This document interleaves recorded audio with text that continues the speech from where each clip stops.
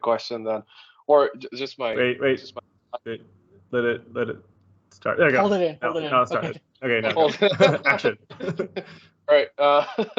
So okay, so like a lot of pre-modern thinking and a lot of pre-modern philosophy, especially Plato, just assumes and takes for granted the fact that reality exists and proceed from that, and that's kind of the axiomatic uh, or the starting point of all philosophies.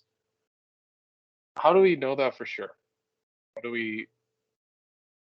I know this is a very I think Descartesian view. he addressed that. Eric Perl addressed that in the introduction, I think it was, and he talked about how, or no, or maybe it was on the one on Parmenides, but he talked about how even if everything is an illusion, the illusion still exists. So you have to address that. So that would then be reality. But then it kind of becomes a definition problem, because it's like, well, what do you actually mean by saying that's an illusion? What that just Because means, illusions are still intelligible, right? Yeah.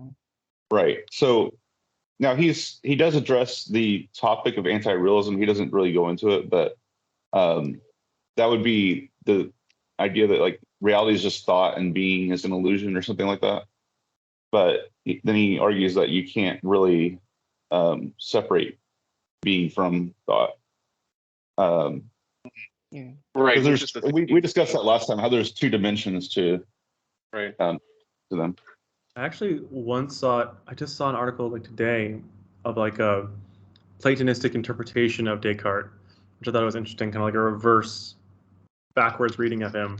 That Descartes was actually starting from this kind of premise that he was like assuming being, but also looking for his process of finding it, which kind of what Plato does, right? He wants you to think about how we're experiencing being or existence. So I didn't read it. I read the title and like below the top of it. Well, wouldn't that then make Descartes right? Like, I think, therefore I am. Yeah, in some sense, yeah. He was on to something, that's for sure. Yeah. Mm-hmm. It's just the dualism that was a problem, I think, in terms of the I guess that would mean that being would come out of thought. I would almost approach this from the position somewhat in between a via negativa and a Zen koan, which is, what is an illusion? Can you clarify those two terms that you just said, via negative and? Yeah, a via negativa is like kind of getting to an answer by way of negations. It's especially useful in apophatic theology, which is like kind of like trimming the fat of what God isn't to get to the base idea, right? You could kind of think of it like that. It's a process of elimination, right? Is the most practical way of approaching it.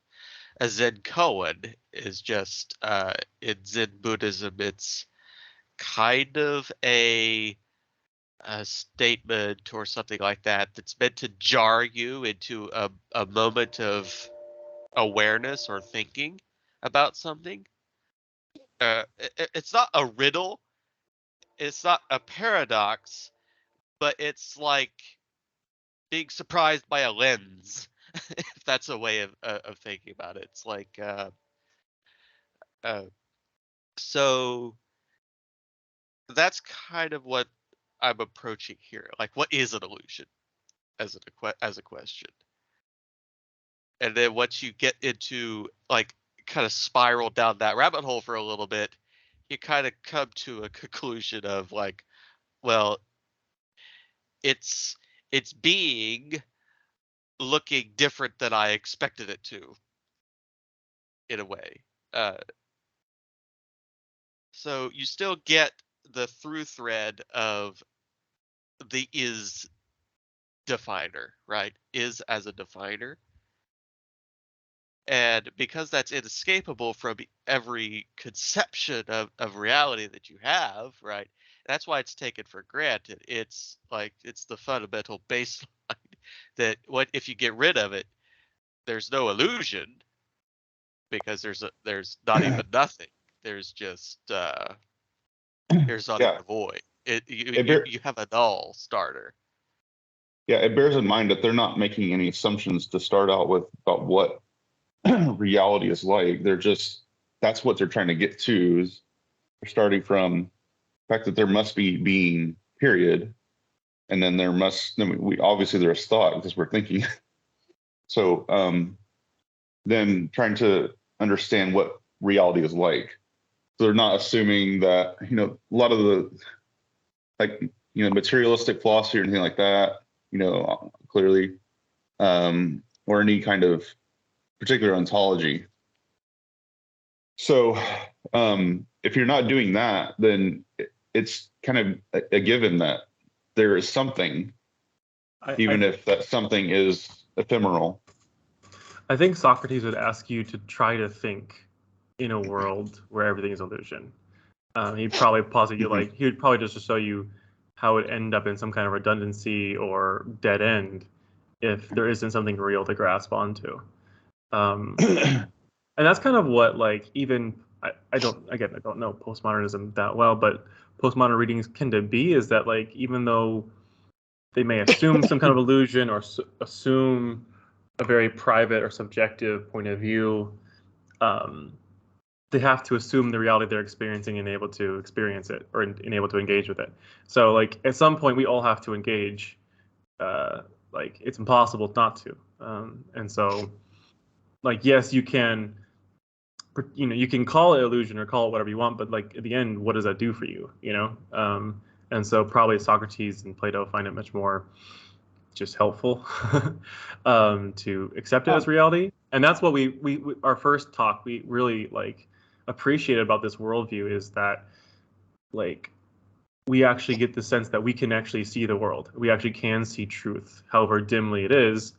It's nice to be able to have this in a world of overwhelming both information and uncertainty. It's nice to have a reality that's actually there, that we can actually intellectually engage with.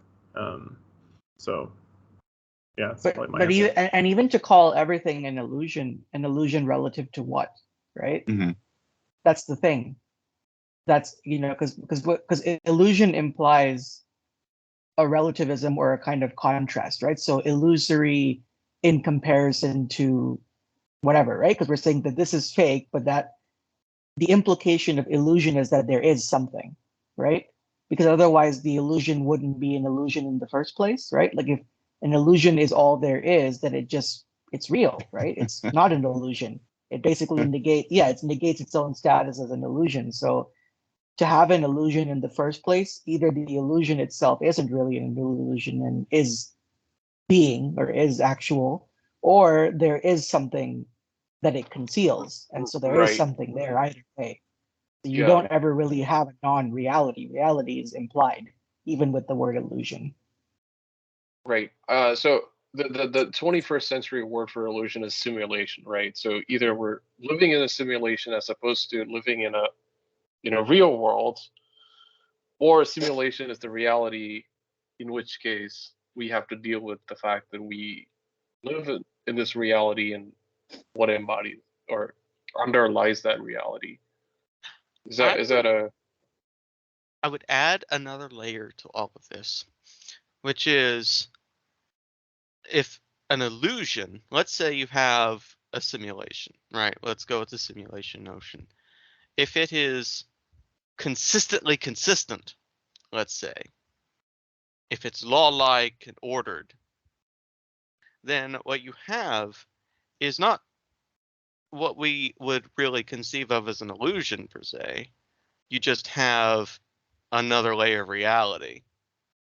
It's just depending on and bringing in the relativity part of it, it's relative to what, right? It's your question ceases to be about whether or not this thing is real. It's about your location, right? It's like being in the Matrix, for example. Yeah, it's point of view.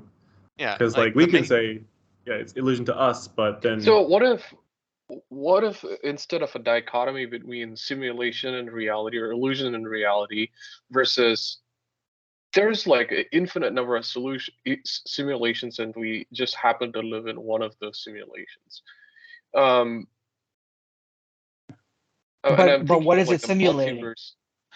Right, and that's where we get into Plato's Because allegory of the simulation is also a cave. problematic word too. Yeah. What is it simulating? A This is simulation of what? Okay, where let's we get clarify what the allegory of the stimulation cave. is. Yeah. Because Because let's say we're simulation as all a word is, yeah, like it's an imitation Mhm. or you know, a recreation of something. I'm thinking like in terms of like computers, right? Because when you run a simulation, what you do is you set the initial conditions for each of the simulations and see how it all turns out, right? Right. So what if we're all in multiple simulations of a grad student's computer program, right? Well, I would say that's one heck of a celestial grad student. Um, you, but let's I would say distill this down, right? It the quantity of simulations is just a stretching, right? It's only a matter of size, right? That's a horizontal question. A vertical question is this. You have a consistent series of illusions with parameters. We'll call them illusions for the sake of connecting the initial idea. If you have still at the bottom, this is just the question of Plato's allegory of the cave. You get a form down at the bottom of it. Every illusion has to rest relative to a form, something that is an ordering principle. Otherwise, if you have degrees of inconsistency, right, up to some sort of maximum inconsistency, because an illusion relative to reality would be something that is inconsistent is its primary quality. Otherwise, you just have another layer of reality. You end up with chaos and just pure potentia at that point, which is not really an illusion per se either. It's just the raw material out of which to create order, right? So you only really have this idea of illusions in the middle band of this vertical area, right? There's this interval where you get a gradient that we can call illusion, which is mostly where you get, so to speak, misinterpretation of how forms are interacting, right? So you don't really get, so to speak, this infinite layering of simulations.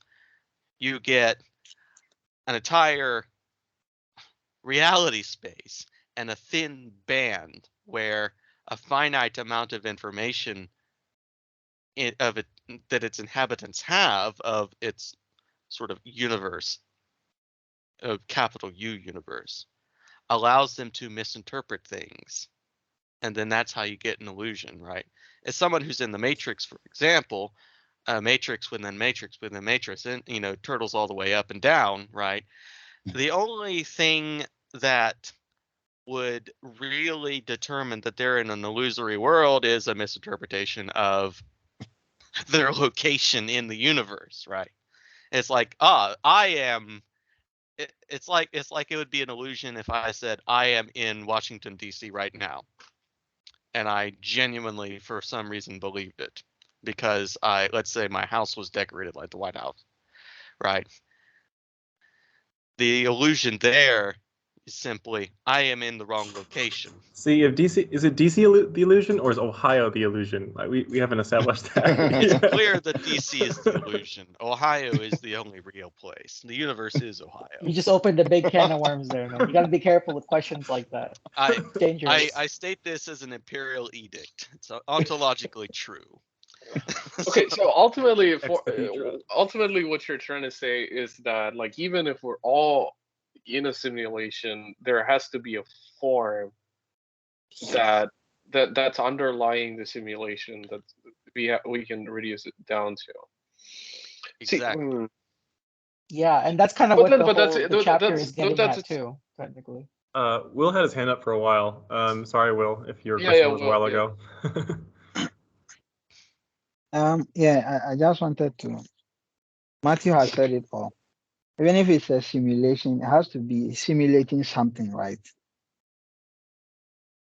It's if you have this series, it's not what you call how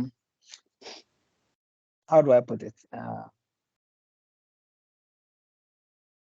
You know, what's keeping the whole simulation in operation, you know, at that moment the simulation is going on. And that's what you are interested in. You like something has to be real. The simulation has to be grounded in something real, right? And that's yeah. That's Yeah, principally what we're asking, that's I the whole guess. thing with Plato saying that form, right? That being is to have form, right? That's the idea, is that the simulation has a form of some kind, which would pre-exist the simulation itself. Yeah, like Right. and that's exactly where we come to. Our question about illusions and such isn't necessarily like an on-off type of operation. It's accuracy. It's gradients of accuracy relative to a point, to an origin point, right? If we were looking at the world almost as a Cartesian coordinate graph with the bullseye in the center, let's say we're trying to hit 0 right at the center. We're trying to get our error margin, our margin of error, reduced as close to 0 as possible, right? Simply put, our degree of illusion is relative to our accuracy to 0. That's why there's a finite band in this sense, because if you sort of erase 0 as an origin point, then you get almost nowhere. You get so much chaos that you're so lost that there's no point. But then there's inconsistency. I hope that makes sense to everybody. Like, it's Yeah. a little wonky, but it's aiming at something. It's aiming to be accurate. What was I gonna say? But oh yeah, okay.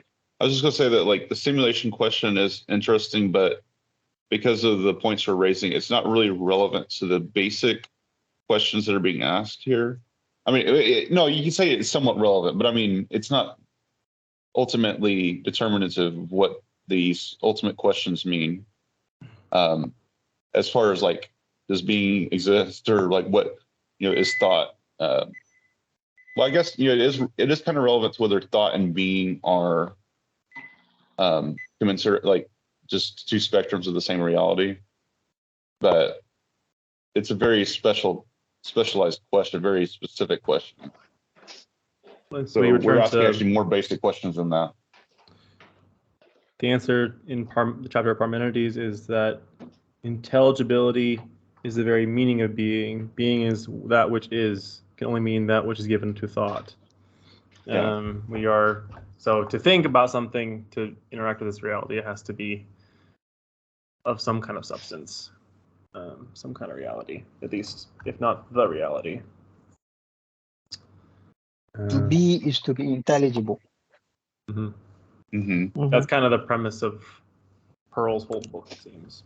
Yeah, He wants and I to mean put the these things simulation together. thing is going back to the gradients of reality, right? That's kind of where that comes into play. Is that you can have simulations, but it just means you have different gradients, right? Like some things that are real, more real or less real. But it's all basically working on a ground or a basis that is. And so in the end, it's real. not a problem if it's a simulation, honestly. Like if the simulation is projecting anything that's accurate of the first world, then we're still interacting with that first world, even if through a shadow. And how much we need to wake up from that is, I guess, probably as we think, it's probably more of a spiritual experience rather than a, Matrix the movie, unplug me kind of thing. In fact, you could almost kind of remove the Matrix notion out of it entirely and just look at it as a simple, you're at a magician's show, right? They're doing their card trick. They're doing, magician stuff, right? As entertainment. If you know how the trick works, then the illusion is broken, right? And that's just because you've zeroed in on accuracy as to what the trick is representing. Now, on the other hand, though, right, you bring in a little bit of teleology, which is, why are you at a magician's show to begin with? To be entertained. That's its purpose, right? You almost want the illusion to work, in which case the illusion isn't a lie. It's a way of working reality to bring out a certain state of affairs. It's a pretend game. Case, the end game is your own joy. It's okay. Yeah, right, from illusion to communication, right? Because the arrangement of the magician's trick, right?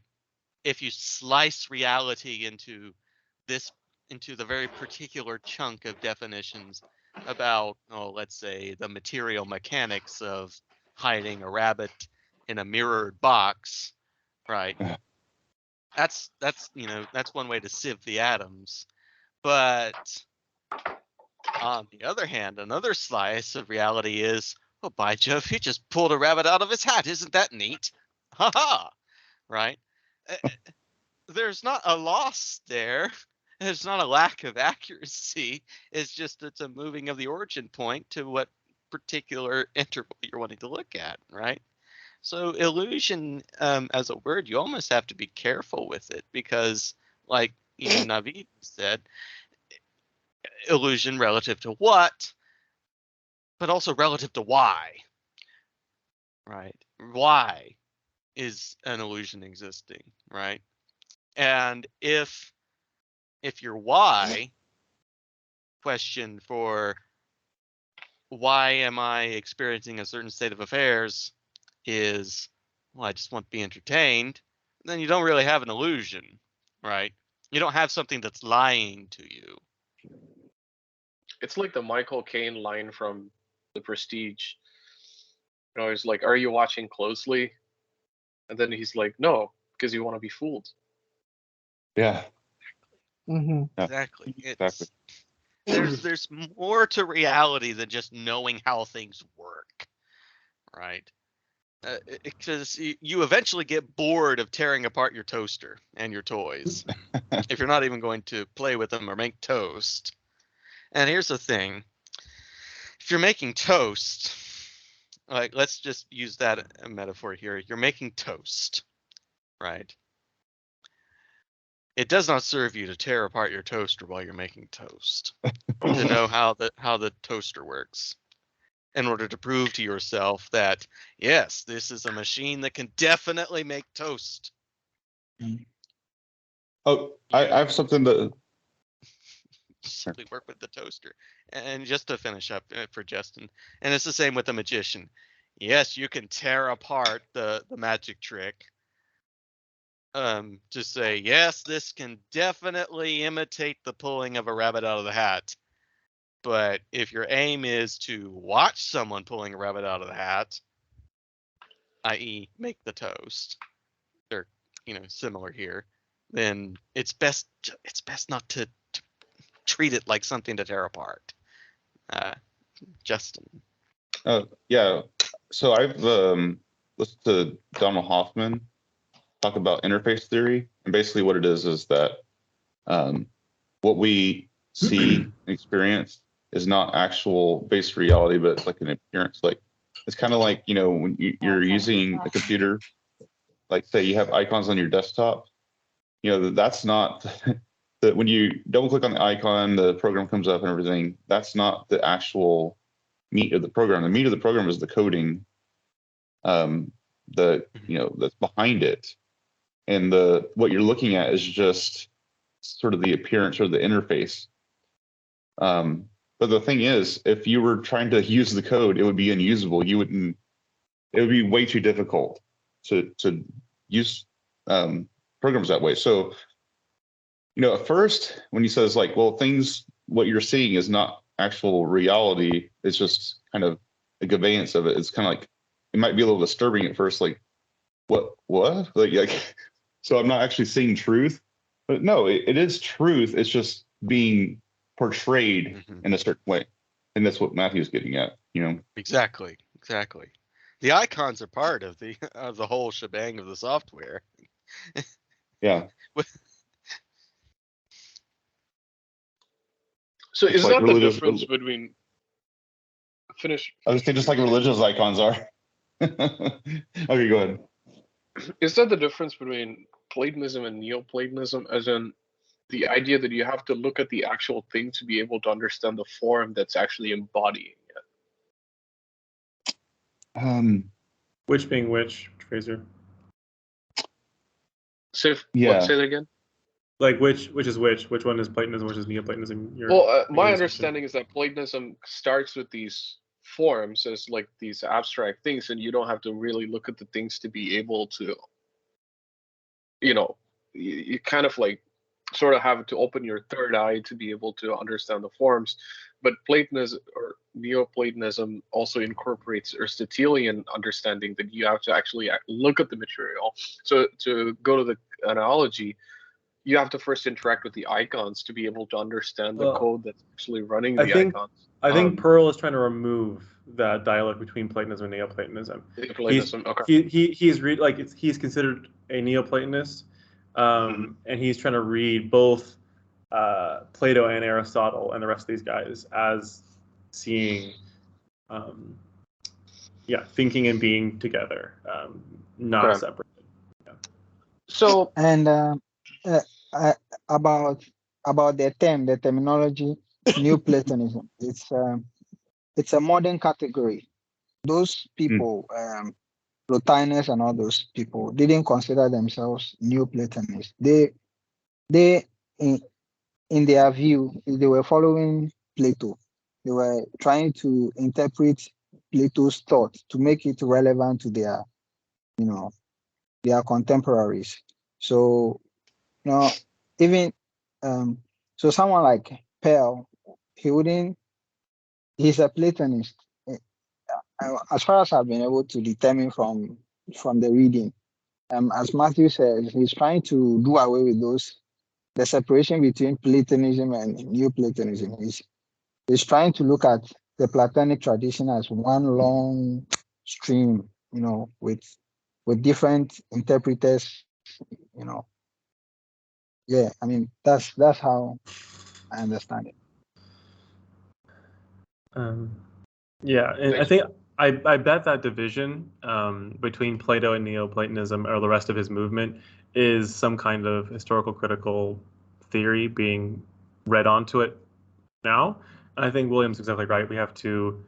It's just a better tact with reading something is to believe the authors at least, not think that from our vantage point we can obviously know more about what they're saying.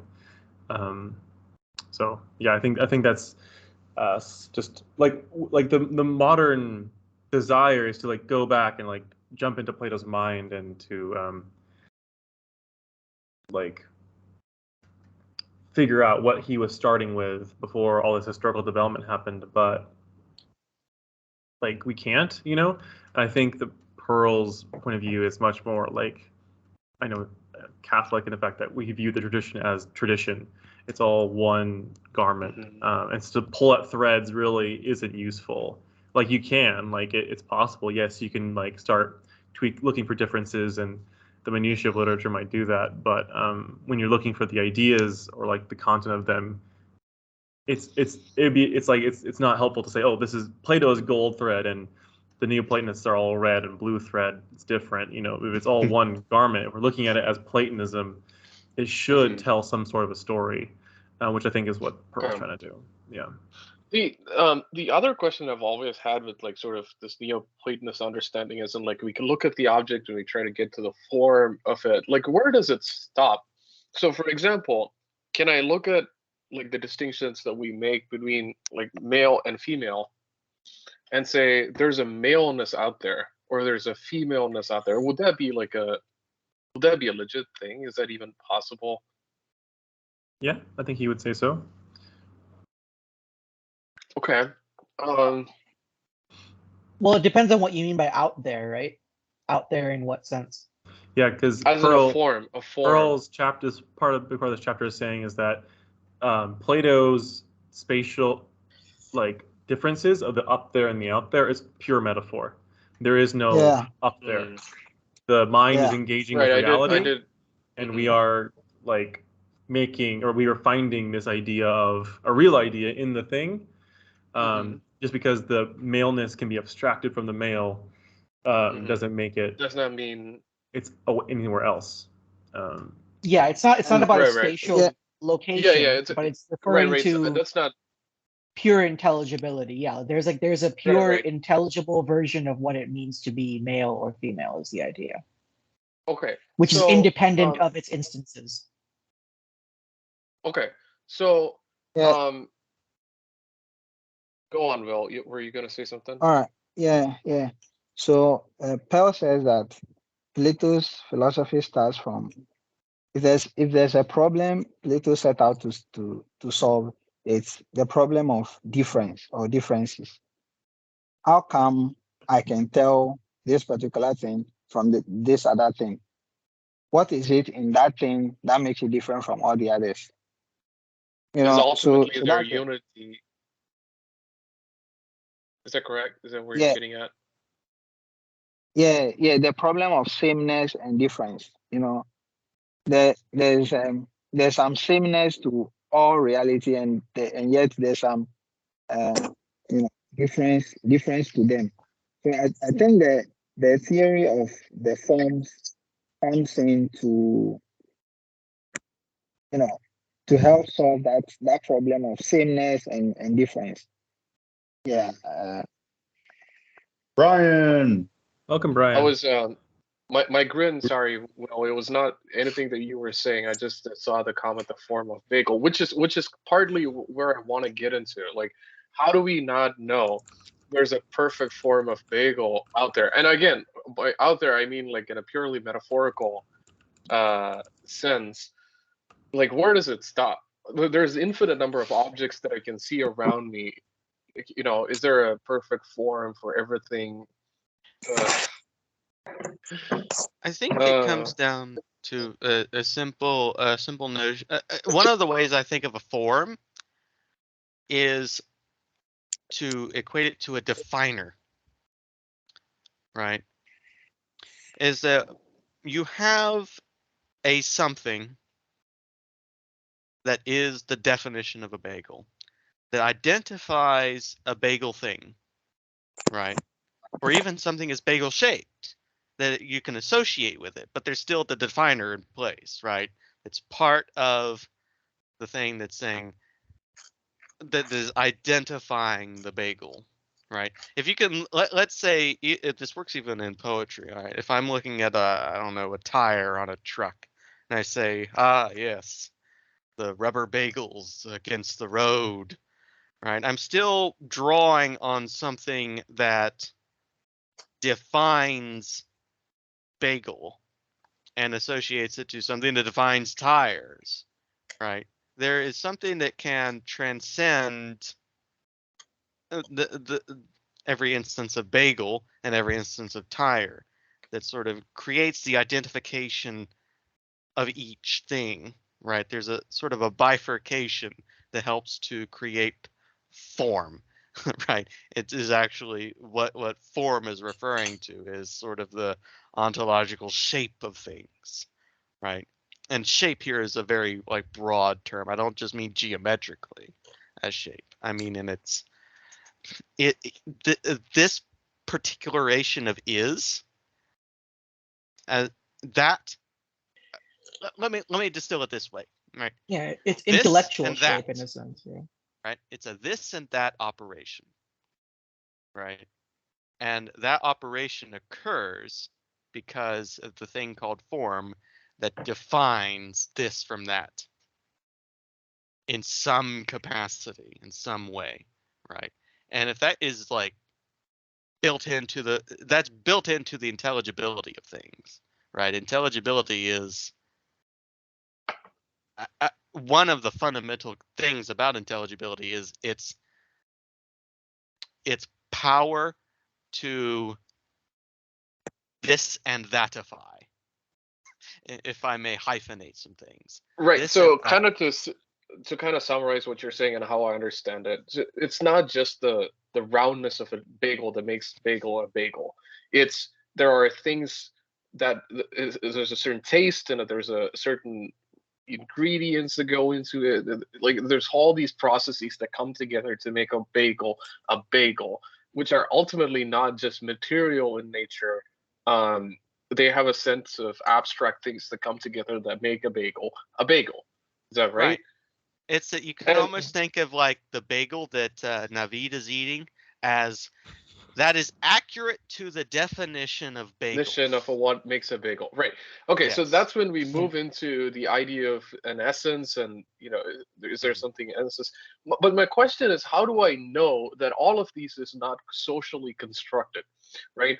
And I think that to me is like the most important thing about this discussion is like these are attributions that I have made. So how do I know that I'm not working from a bottom up rather than a top down version of it? And this question, like this is like very eminent to like the maleness and the femaleness, right? Because if you look at the debates that are going on right now, right, there's a part of people who want to say, well, you were born with certain type of genitals and that's what makes you a male, like a male, right? But the counter argument from a lot of postmodern scholarship is that that's an arbitrary distinction that you have made, that science has made, that's purely a social construction. And so if you remove that social construction, there's no abstract idea of a maleness to it. And so I want to extend that principle to everything. How do I not know that the idea of a bagel is completely a socially constructed one, and there's something eternal to that? Well, Let's qualification approach it. we have to be careful because the constructedness of it doesn't mean that you can manipulate it with your personal volition. And this is a key point. So all of that focus, I think, on sort of conventionality and sort of social construction, I mean, not all of it, but a key strand of it is from the semiotics of Ferdinand de Saussure and sort of the French school that comes out of that, right? And sort of structuralism. Are you thinking about like science, and the science has its meanings within a certain discourse that's happening, and outside the discourse, the sort of the Derridian notion that there's nothing outside the text? More of Foucault, but okay. I just wanted to stress because this is a very prevalent misinterpretation, and I would say sort of a misapplication of Saussure, because like he used language is a good example. Like, you can't have a private language, and it's not in a sense it has to be accepted by the whole community of speakers, and it has to be so it's this interesting paradox, right, that it's mutable. We can see how it changes over time diachronically, but at the same time, not only cannot the individual speaker alter it, but not even the whole community. If they all come together and decide to change, we're going to change the language, it doesn't work. It has its own law, its own logic. What do you mean? What do you mean we can't change it, even if we come together as a let's say English, right? It's spoken by like 7 billion or 1.5 or 2 billion people. What? So every speech, because you can't control every speech act, and it's not what people consciously decide. It's the actual evolution or development of that language through its own, it has its own principles of unfolding that are not consciously manipulable. And that's why every prescriptivism in language almost always fails. It's a very superficial level that doesn't account for, you know, it's like it's something that we receive from beyond ourselves. Language, it's not, you know, there's room within it, right? You know, to, but it's not something. So in that sense, so the conventionality or constructedness, or you construct those the material, the paradigm with which the craftsman crafts is not his. It comes through him, and so in that sense, like, we have to be careful. I think that it's not actually a contradiction between conventionality doesn't say there isn't a form, right? It just Okay. means that through that process of convention, right, that it is instantiated. Okay, so let's say, are you talking, so when you say that the language cannot be changed, are you saying that about specific words that a language has and what it means within a discourse? Or are you saying that the basic grammatical nature of languages cannot be changed? Because I can easily see what you could take any kind of word in the English language and say, well, we all decide that the word form does not mean what it used to mean. It's going to mean something entirely different.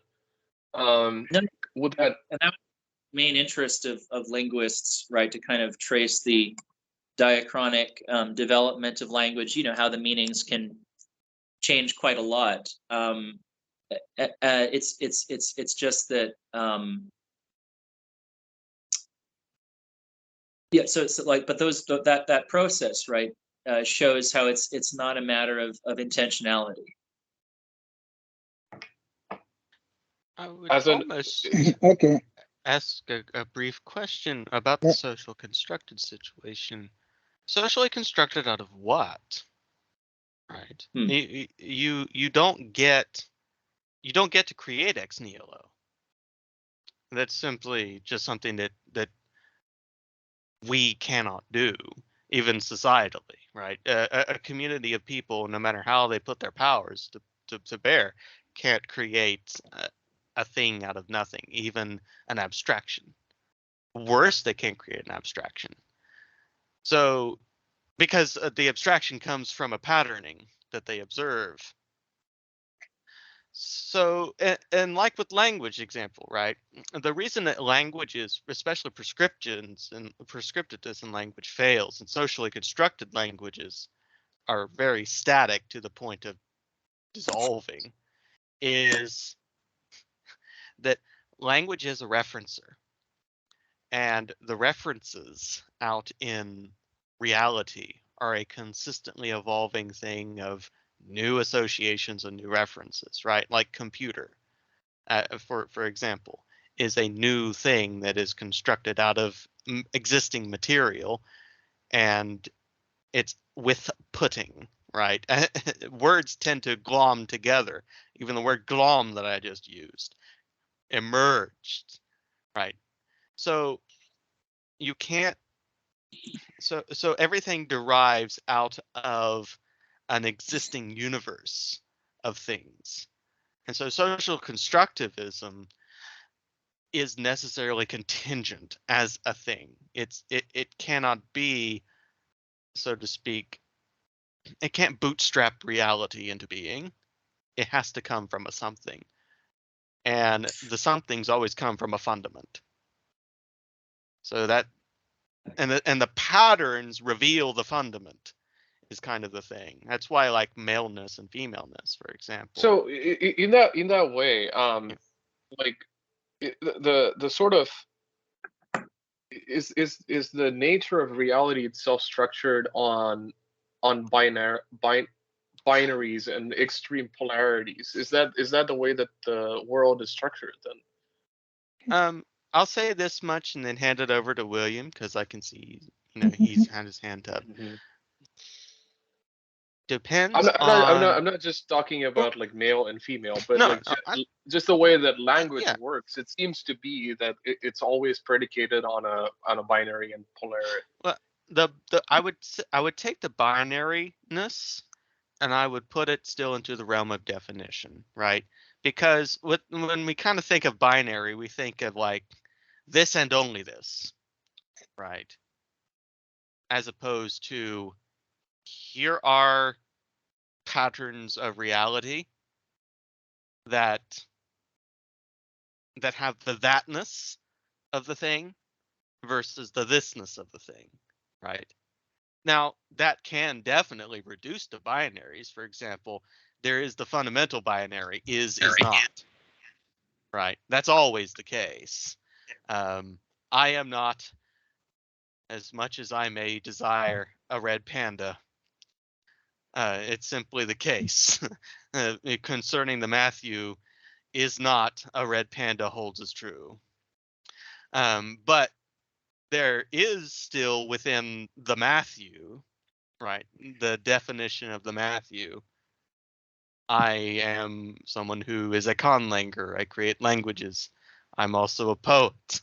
I am also a student who studied math, right? There's all of these things that are still true, but don't really fit within the conception of the binary thinking, right? Because it's simply it's not appropriate in a practical sense.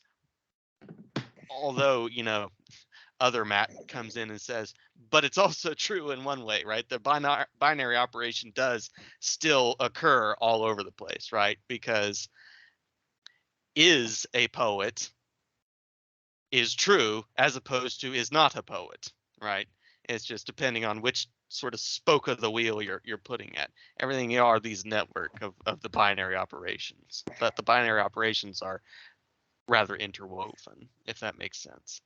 A little bit complicated. It does. It but it's does there. because I've been, I'm an electrical engineer, particularly work with electronics, and every transistor, depending on no matter what the input voltage you're giving it is, ultimately it boils down to either it's turned on or it's turned off. And all logic works like that. It's Yes. either on or off, and that's the biggest thing with the quantum computing now is that even if there's like multiple possibilities of quantum states, it finalizes into one or this or that. Yes. It collapses into this or that. So with that said, I'll let Will talk because he's been wanting to say something, and Aiden as well. I don't know. Keep. Yeah. Going. I want us to. You see, I want to attempt to answer the question. How do I know that the forms are not socially constructed? One thing I've noticed about. Okay, if you start from the presupposition that reality, or let's say to be is to be intelligible, when you start from there, so you are conscious. To be conscious is to be conscious of. So whatever it is you are conscious of, that's reality, or that's being, right? So let's say you see or you apprehend being. So there are, I don't want to say there are objects so that it will seem like there's a separation between the subject and the object. There's no subject object distinction here. So you are conscious. Let's just say you are conscious. Now, when you are conscious of things. Let me just say things, that which is, or reality. You are conscious of reality, and reality that presents itself to you.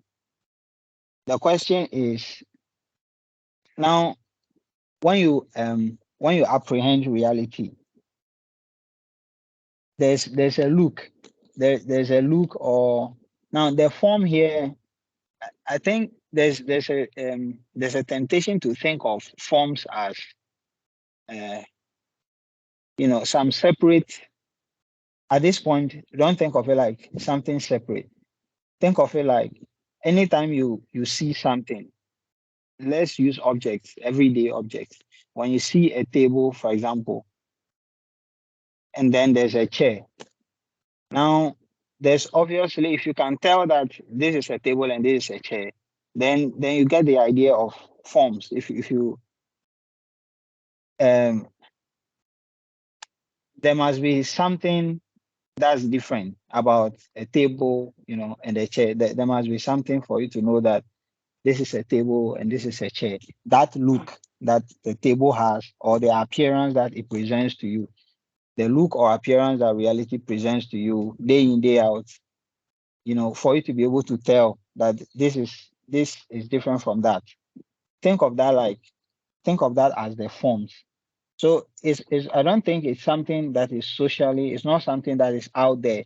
As soon as you are aware of something, the forms impress themselves on you at the same time. It's not now it's not a question for you to now it's not a time for you to question whether the look you see in the thing is socially constructed or not. If you are aware of a look, then it is just there. It's just there. It's not out there.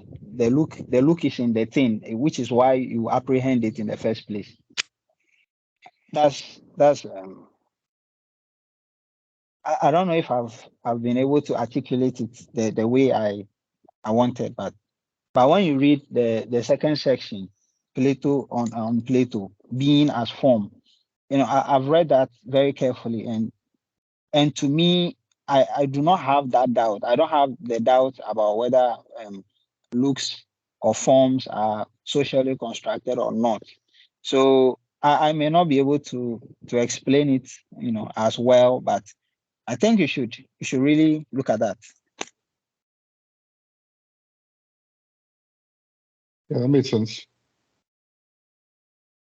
So I don't know if I'm right, but I have a feeling kind of the way we're going is. Well, I have a question. I guess now I'm curious if anyone can answer it. We're already talking about different opinions, different like expressions of reality versus the form or the reality of that reality. But my question is, are there forms of forms? Is this hierarchy go all the way down? Meaning, or does that remove the form by making it a form of a form? Because we might say male and female are both part of the form of man or human, right? And is there an ultimate form behind forms, or is that just do I have to keep those separate? Human might and that male. Be God? Might that be God being, Yeah. Well, that's what I'm thinking though. Does this hierarchy all end up in, because we're talking about binaries, right? Binary is in the end being and non-being, intelligibility and non-intelligibility, right? And so, but I'm afraid though, by making, say, a gender a derivative of human, I'm thereby removing the form of gender, or even like, say, we return to bagels. If I make bagel a form of bread, right? Am I removing the form of bagel? Am I killing it? I would say no, because what you get into is kind of like I'll call it a riff on set theory, right? Because you can have sets of sets of sets of sets, right? And it's all nested into each other, right?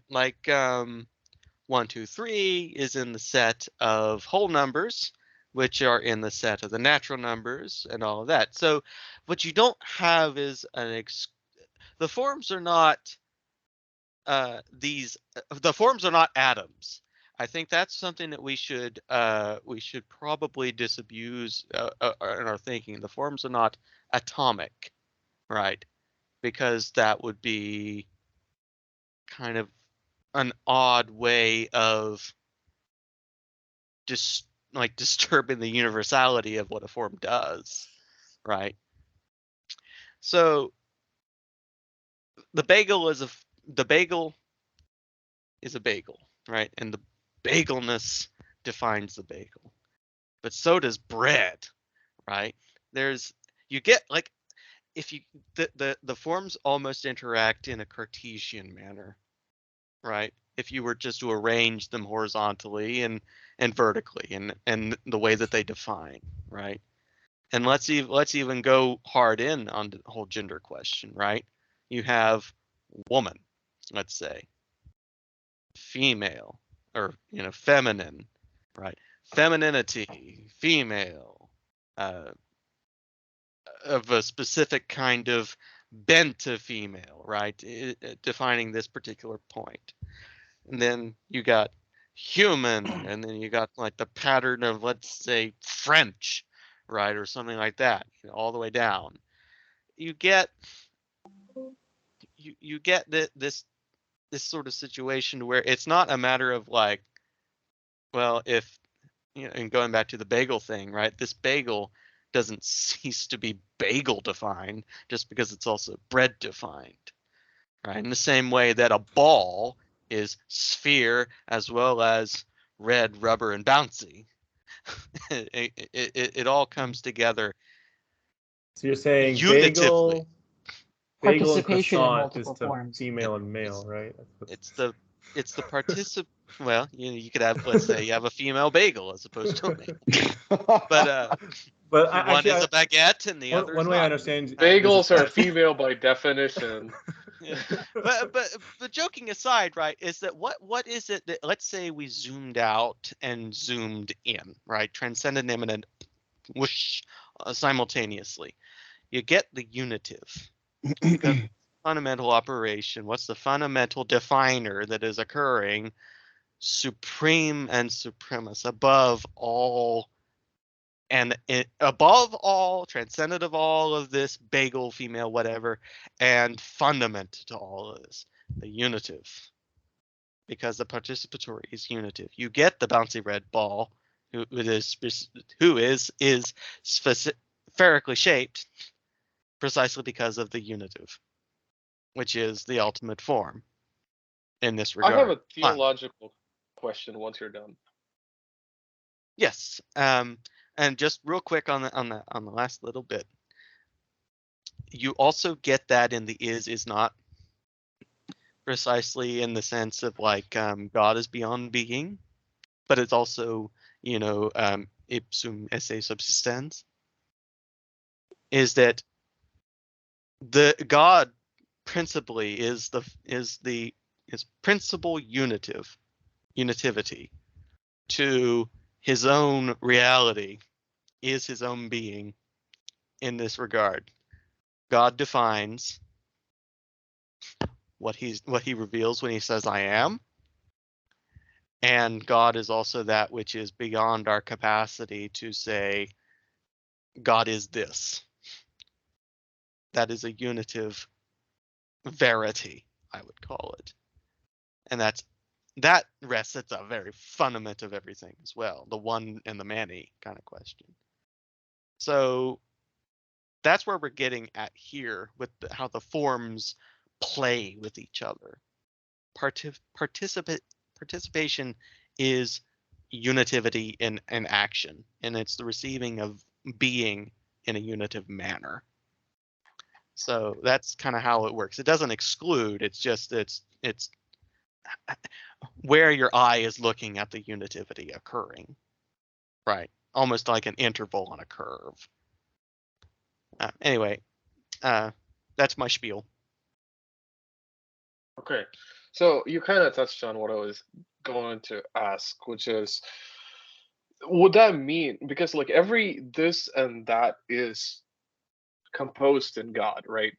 Mhm. Ultimately, from a theological perspective. So would that mean that, a very paradoxical way, that God is also a being and non-being or Yes. unbeing? Yes, because in traditions like Eastern Orthodox, Catholic, all the rest, like the classical theist traditions, you have what's called cataphatic and apophatic, right? And you have two methods of engaging with God. The via negativa in Latin, where it's like you kind of like meditatively and contemplatively eliminate things that do not subsume or subordinate God to, like, as it were, a finite definition, right? Right. You dispense with the finitudes to get to an idea or an experience of God as sort of beyond, like the pure transcendent. But the God reveals himself. That's how you know. And so the God does have being, is being itself, and of this being, things receive their being, right? And so that's how you can say with a very true sense, I have experienced God is love, or God is mercy, or God is good, or God is, present in the beautiful sunset that I behold while eating my Platonic bagel. That whole thing, right? That's the unitivity at work here. That's where you get the one, right? The one that reveals himself in the all, and then all the way down to the particular. And that is a very real thing. That's not illusory, right? That is not a second class transcendence. Immanence is not a second class transcendence. Is a very emphatic thing I want to say. But then you also have the transcendence, right? It's like it's always beyond, always more than the thing that you can intelligibly grasp as a finite being. And only the very only God, I'll describe it this way. Only God is immanent to his own private intelligibility of the God, which is interestingly how you kind of get a trinity out of that, because God suffers no loss of personhood in beholding himself. But so yes, you are correct that unitive does unite in even the is not, which is how you get to the Neoplatonic position as Perl has described, especially in theophany, which is I've only read like a good chunk through it, but it makes these really brilliant points about it. Yeah, that's why they negate that too. Like Plotinus also negates the idea of even being able to say he is or isn't. Like both of those are also off the table for actual ways of describing. So yeah. Yeah, in fact, I would almost say that part of the mistake, and this is why, like in a lot of the Christian tradition, for example, one of the ultimate things in the idea of the Eucharist, for example, and in sacrament, is it's not a philosophical treatise to be just examined. The is notness of God, the sort of absolute immanence and absolute transcendence of the divine, is something ultimately you just have to eat it, right? Like you just have to eat it at the end of the day. It's the meal of your being, right? You incorporate it in the sort of sublime act of simply being with it and imbibing it into your very experience, into the contemplation of the all that is you, right? It transcends the simple examination of the head, precisely by virtue of what God as beyond and as unifying is and is not involves. I hope that part makes sense, because it gets a little bit into the mystical side of things, because ultimately the philosophy just kind of philosophy gives way to mysticism eventually, if it's good philosophy, in my opinion. Yeah. The other question I have is like, how does the Christian conception of the fall fit into this? As in, if I was looking, this is where the Hume's is an odd kind of distinction comes to. Like, if I look at nature and I say, I see a pattern here, there's a form, obviously this must be from God, right? But then the Christian tradition also affirms that everything that exists exists in a fallen reality. So, if creation is fallen, how is it that we have some glimpses of the divine, so to speak? Also, how do we, if and if the fall is true, then how is it that we can still look at nature and say that that's of God? Or Yes, there are three integrated, you're getting like very three excited, interweaving. Matthew. Oh, this subject's like my bread and butter. It's my stars and sun.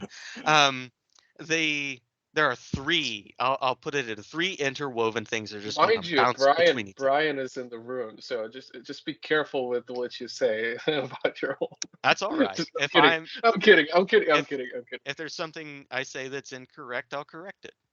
But let's say with the issue of the fall, right? And let's define the fall in this sense of having fallen from yourself, right? Yourself be you are less than, you're in privation contra your own divine definition, right? It's a bit like one of the best examples I've seen is with an explanation of privatio boni, right? Let's say you have a sandwich, right? You've made a fresh sandwich and you've set it on the table. It's a good sandwich, and it is a sandwich. Let's say you let that sandwich sit out for 3 days. It's still a sandwich, but it's not a good sandwich anymore because it has ceased to be accurate to the definition of a good sandwich, right? Which is a fresh sandwich that's edible, let's say. That's kind of what happens with evil, right? In some like this is a very simple metaphor. It doesn't cover all cases, but it gets you aiming in the right direction of thinking. Right? Now, what happens when you have like the fallenness of humans? They have they have fallen from the image, right? They have become sort of inaccurate to themselves. This can happen either by pride, which is by trying to expand your own being beyond what it is at an ontological level, right? Which in the case of like the Satan, for example, I will be above God, right? That being the ultimate pride. That is falling, the Satan falling from the Lucifer in that sort of traditional sense by being something it is not, which is beyond God. And then you have falling from yourself in the sense of becoming a beast, right? You can kind of think of criminal insanity even in this regard, right? They have sort of diminished out of their own level of being an intelligent image, right? That's kind of where you get to in that regard. So what we come to is the question of, well, if there's a fall in creation, how is it that we can still behold goodness? And that's because in the sense that you have the problem of evil, you have exactly the problem of the good, right? Which is evil things are only known precisely because of the goodness that is present. Everything still participates in God because everything still has to exist, and being is fundamentally good, right? The sandwich example that I brought up, it's not a very good sandwich anymore, but it still exists, right? And that just pure blunt existence is still of its own good, and goodness can still be derived from it because let's say a microbiologist sees that sandwich and they're like, hey, there's a funky ecosystem happening in here. Takes that evil sandwich, observes the evil sandwich, and they're observing its being, right? And the microbiology that exists on that being, right? And so they're still beholding the goodness of the very bad sandwich, precisely because they're observing the thing in the context of its being, its right being. But it would still be a very bad sandwich if the microbiologist got hungry and decided, all right, well, I'm going to take a bite out of this 3-week-old sandwich. And they would have a very bad time of it. Does all of that kind of make sense so far as to how you can approach the question of the fall, but still experience the good? Yes, that answers one part of my question. The other part of my question is, um,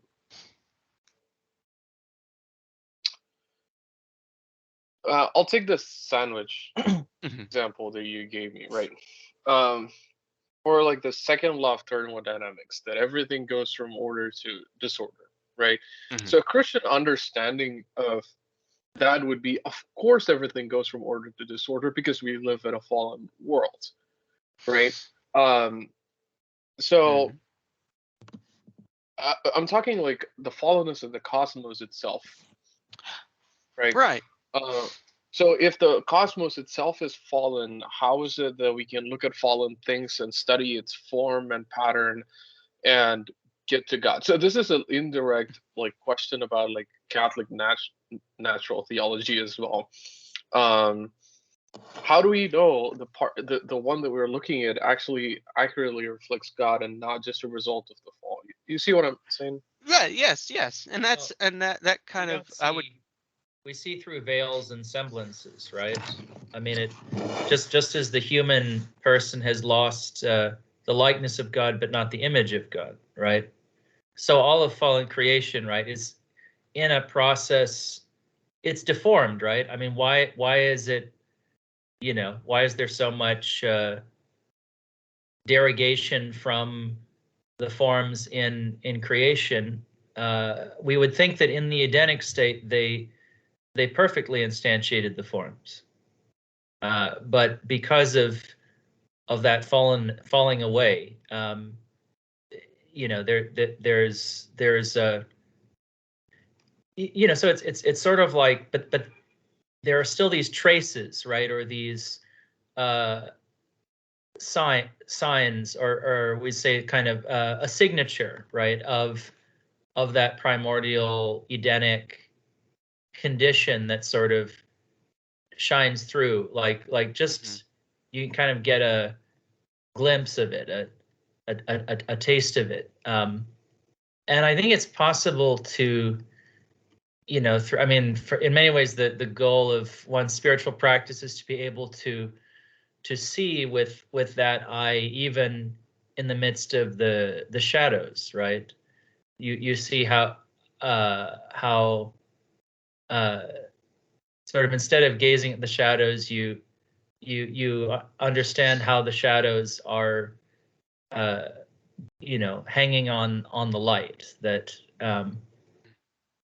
that generates them. So I mean, I think it would be more surprising in a sense. I don't know, I mean, does that make sense? It seems like it accounts for many of the features of our daily experience. I mean, it also goes back to the whole form thing, right? Like, because just remember, even if you have okay, it's a fallen cosmos, right?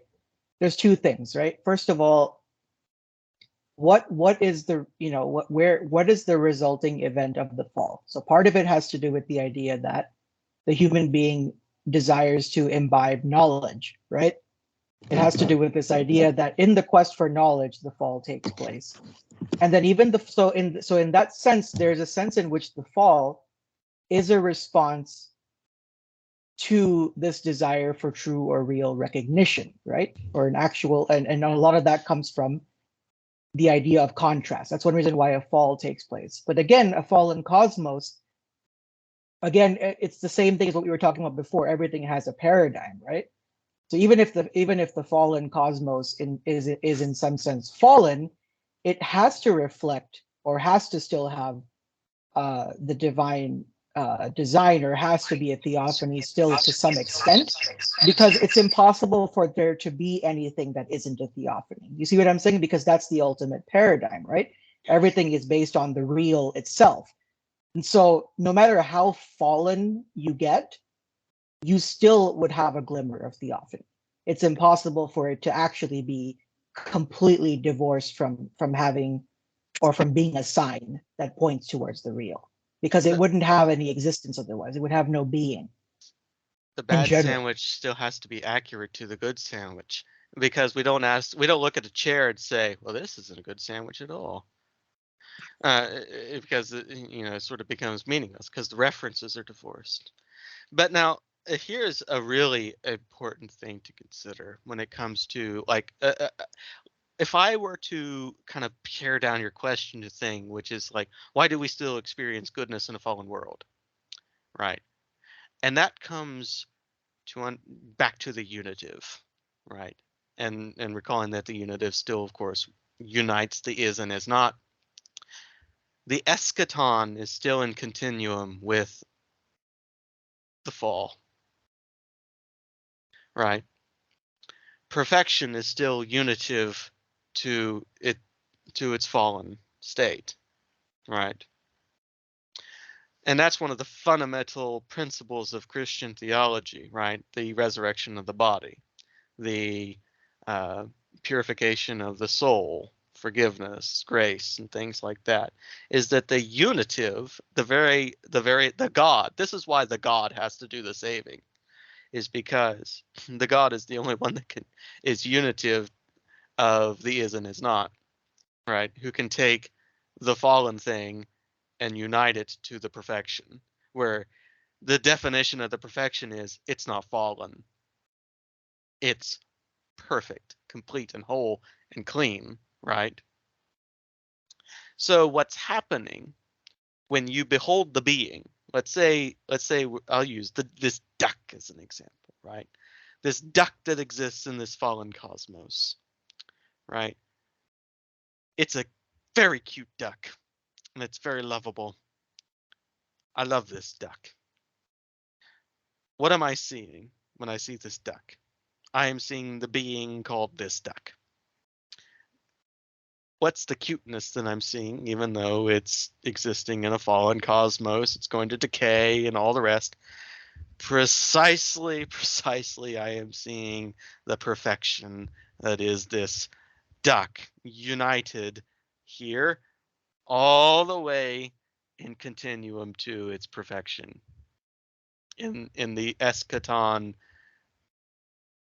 like intelligencing of the divine, right? I'm beholding and if you were to connect this to seeing children or your beloved one, right? Or, even an old, like the sort of reverence you have for an elder who, even though their body is very wrinkled and decaying and they're close to death, you're beholding something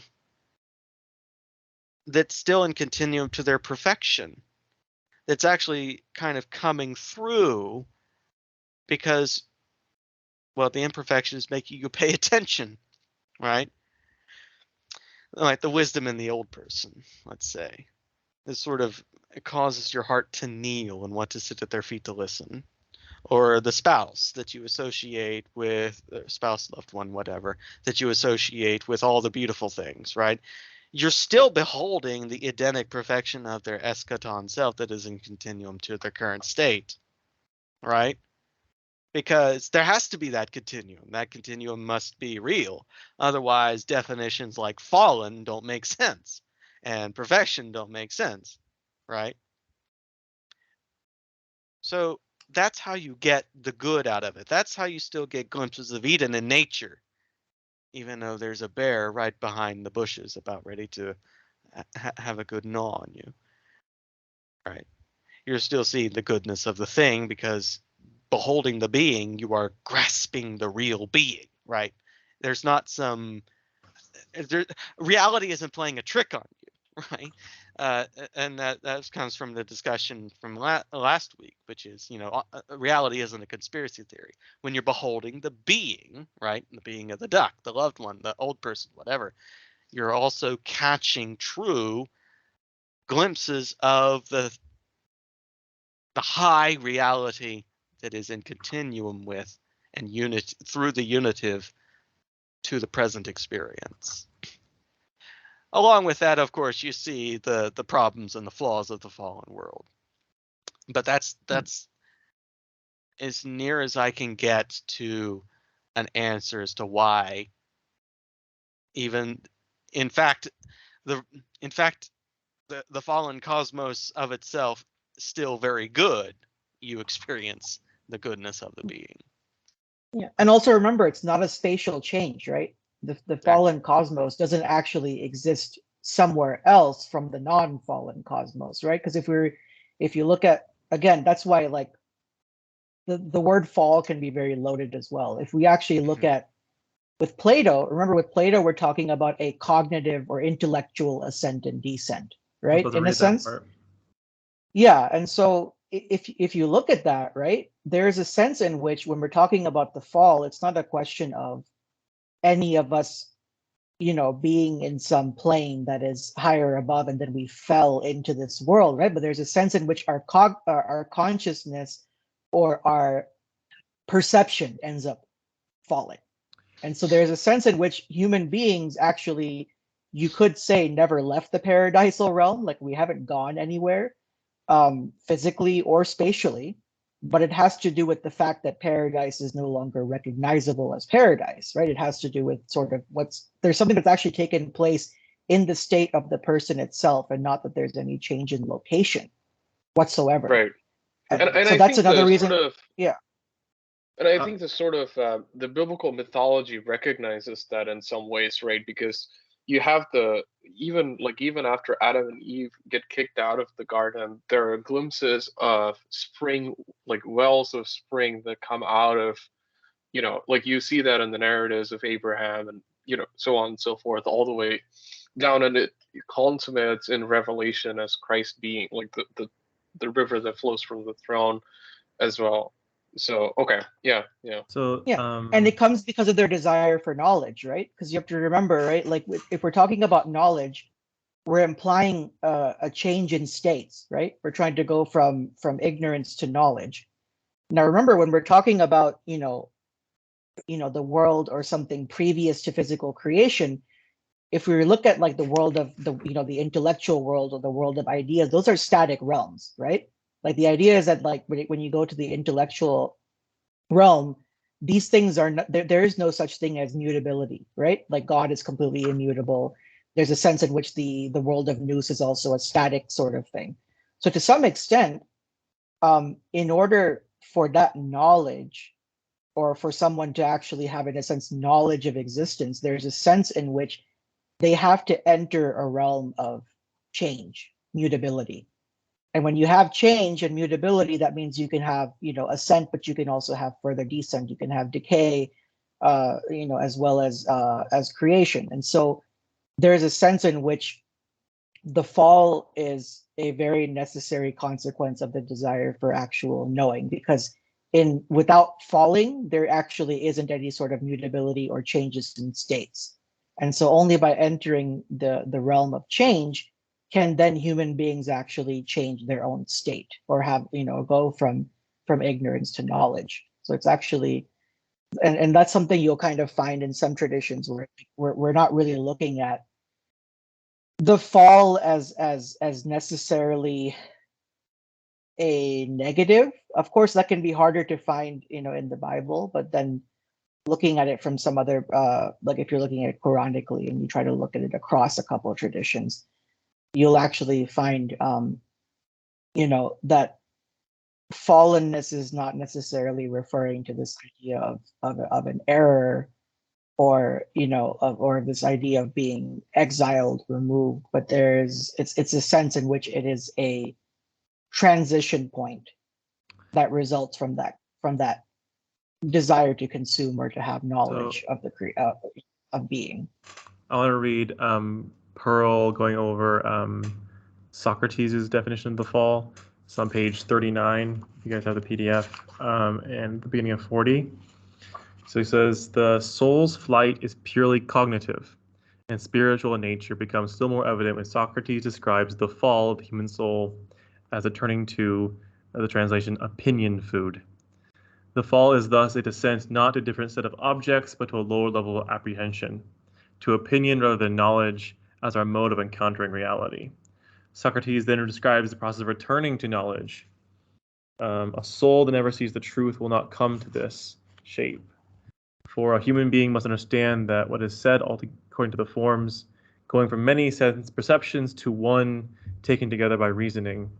But as this recollection of the things our soul saw when traveling with a god, it looked down on the things that we now say are, and raised its head up to what really is. The ascent to the forms then is a passage from sense perception to intellectual knowledge, a cognitive movement from the many appearances given to sense to unified intellectual apprehension of the one intelligible reality, of which they are all appearances. He goes more into the different kinds of myths of the soul's flight.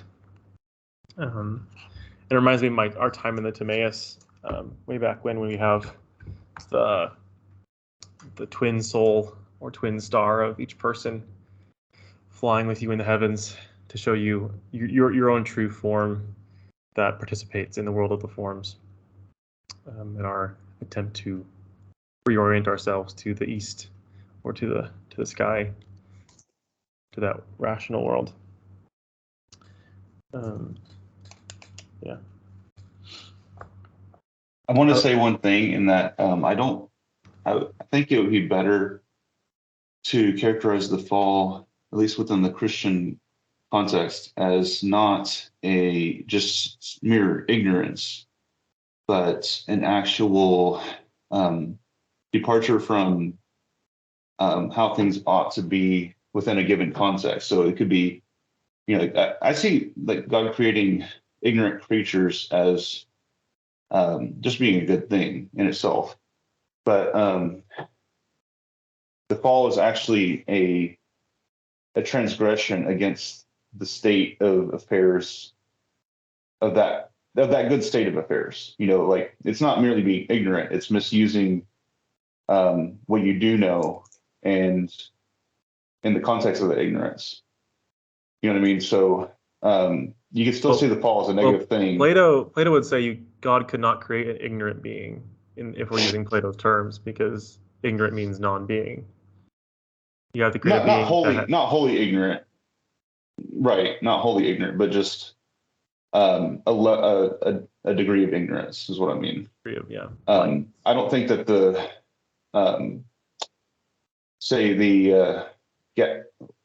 what's the best word to use? The gap between God's knowledge and ours. I don't think that's an inherently. I don't think that's what I would characterize as the fall per se. The fall is a transgression in that context. You know what I mean? It's enacted the will to go against the good. But being ignorant, like to some degree or another, is not in itself a bad thing. Like we were talking about, like you guys are pointing out. So I'd say those are two different issues. Well, I think Plato could argue against that, because he would see that by being bad, you are not knowing. You are being ignorant by not doing what is good. If you knew, you would do well. That's kind of Socrates' main riff in a lot of his dialogues. Only someone like you. If knowledge is ethics, if I'm not mistaken, a lot of Plato's construction, then you know what is right, so therefore you would do it. It'd be irrational to do otherwise. And so our when we do wrong things, it is because we don't know. We do not know. We do not know fully what is or is not. Well, right, but even when you're on the pathway to knowing, it is possible to distort your knowledge. Mm-hmm. Now, of course, you'd have to do so with ignorance, because no one truly wants to not correctly apprehend things, right? But at the same time, it is possible to do that. So it's not just merely the fact that you don't know, it's that there's a glitch in your knowing, there's a glitch in your learning, where something has been learned wrongly and you're inaccurate. It's not just that you don't know, you know what I mean? You want something like the Aristotelian acquisition of bad habits, right? Which Mhm. then predisposes you to misperceive and to behave non-virtuously. Right. Yeah, I think, right. I mean, you can't act, you can't will the bad as bad, as we know, right? It's Mhm. right. It's just a total perversity, or kind of a, which sort of relates to the notion that evil is bad precisely because it's irrational, because it has no reason. But I think that, and this also relates to the sort of, why can't we arbitrarily will things? Why can't there be, like in social construction, right? There's always, the will is blind in a sense, except insofar as it has to follow some kind of a form given by the intellect. It can't, it won't produce anything but chaos unless it's sort of, it'll always be seeking some form as best it can. But it's, I think the only thing that can account for sort of its inability to do so, the kind of the it is ignorance. And so I actually, I don't think we can, this is, maybe this is controversial, I don't think we can let God off the hook for bringing forth Adam and Eve in a state of ignorance. But of course, it's because he's not, right. It makes it, it's not like he's just this, well, you did something you didn't understand and now I'm just punishing you. No, it has to be a phase in the education of humanity, right? From that perspective, ultimately, it's not an accident. It's not something that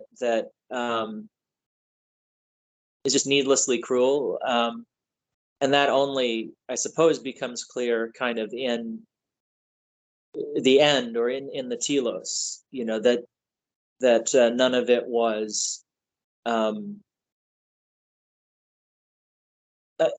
I think sort of what I'm getting at here.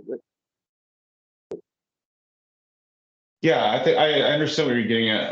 I agree with you guys.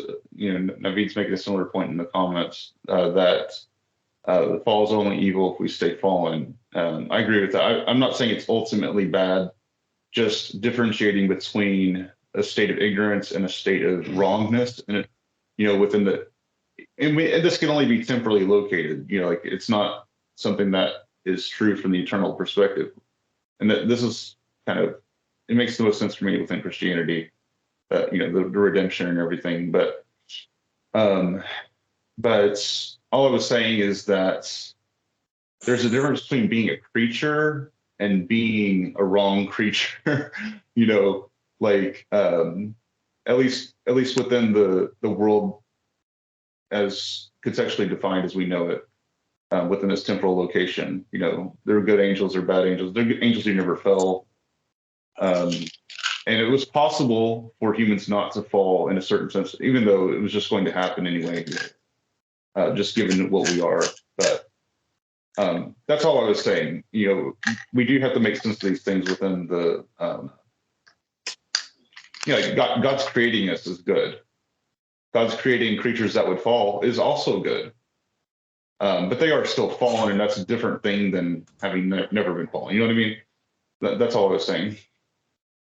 So Naveed, your sentiment.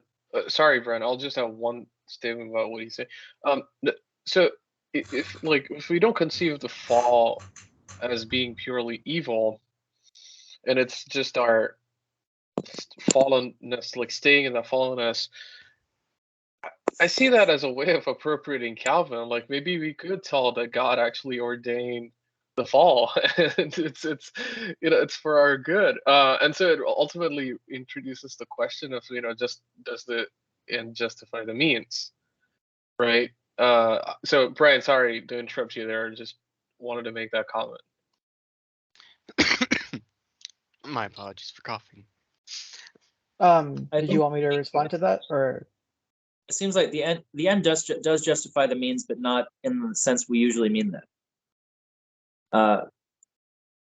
Claire, All's well. could you expand on that? Well, I don't know what you mean by that exactly, because I would argue that the ends never justify the means. I don't think that could be rationally held. I don't mean, that's what I said, not in the usual sense. I mean, take the words and what it could verbally convey independent. It's not saying that doing bad things, that is straying from the end. That is not taking you to the end. That is a deremption. That is a divert, in a sense, like you're throwing yourself off course from the end, insofar as you make use of means that are not in keeping with the end, Mm-hmm. that are not of that.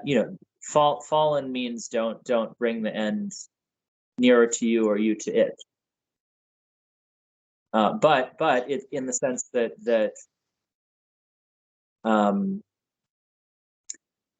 so it's not a justification in the sense that it permits actions in the present that are wicked actions. It just means that in the final restitution of all things, right? All the sort of the story of suffering and evil and darkness and all the many twists and turns and things that emerged, kind of, that became actuated in the course of history, are sort of reconciled. They're sort of brought to a final reckoning that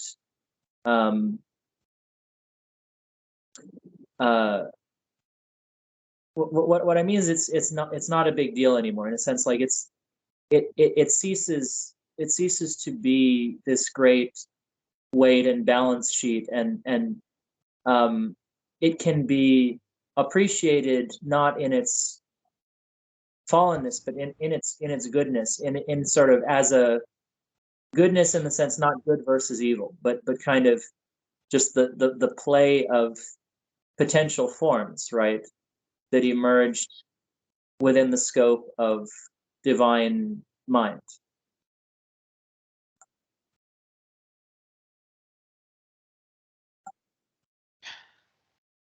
In chat, where there's a discussion, and I would like to kind of bring it to the fore that I think might be helpful here. A lot of our discussion about the fall, evil, etc., is some attempt to justify it, to think of it in terms of something that can be either justified or not. I would almost suspend with that. Evil is not something that's justifiable. It's just evil is what evil is. What if instead we think of it in this way? Like the fall described in Genesis is about God saying, thou shalt not eat of the tree of the knowledge of good and evil and all of that, lest you die. And then they go ahead and they just take it, right? It's not something that's given to them. And in the chat, I kind of ascended it to this level, right? Which is the knowledge of good and evil is knowledge from God. It's God's knowledge. It's something true. And hence, it's something that God knows. And it's even recorded as such. They have become like one of us, knowing good from evil, right? So it's divine knowledge that's still there. And so in a sense,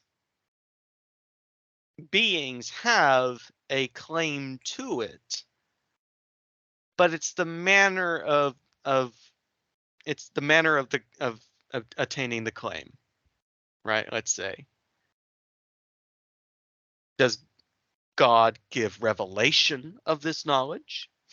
Because this would still be revelation from the divine if it were given, right? The knowledge of good and evil is given revelation versus taking it, right?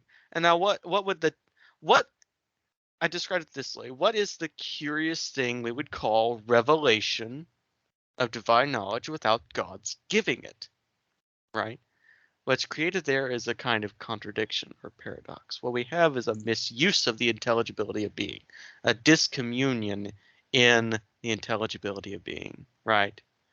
Because you have the intelligibility of being without revelation at that point, right? You have a breach of the divine love that's occurring. And that's, I think, what the fall is, ultimately.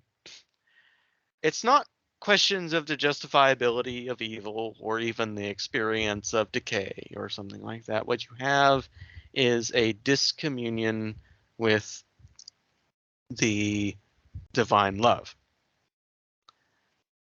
by virtue of sort of the abuse of being, by the misuse of the intelligibility of being in a non-receptive, non-gift bearing kind of way. Right. It's kind of like trying to what has happened in this regard, let's say trying to obtain revelation of God without God giving it, right? Looks an awful lot like trying to subordinate God to your own to the temple of your own intellect, right?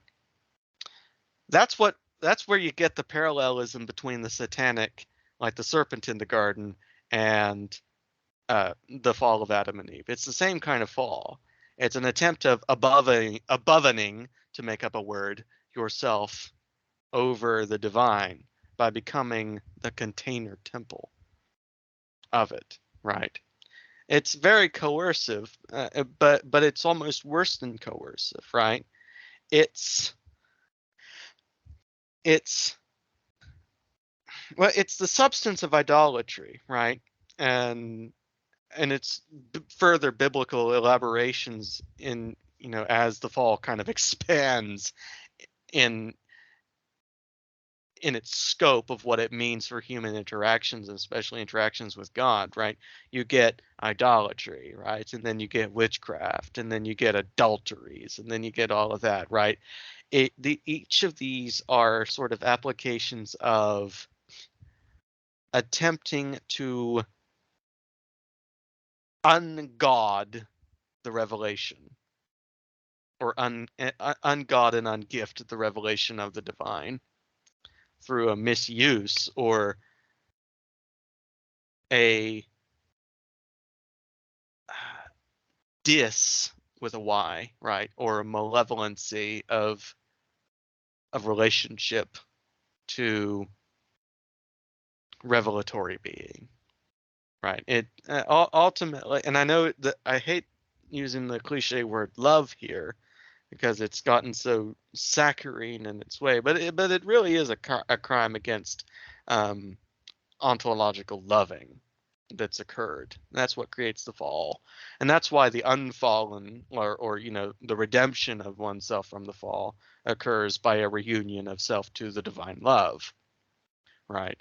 Because then you receive knowledge as revelation instead of as the subordinating of the divine, which is the ultimate disobedience, I guess you could say.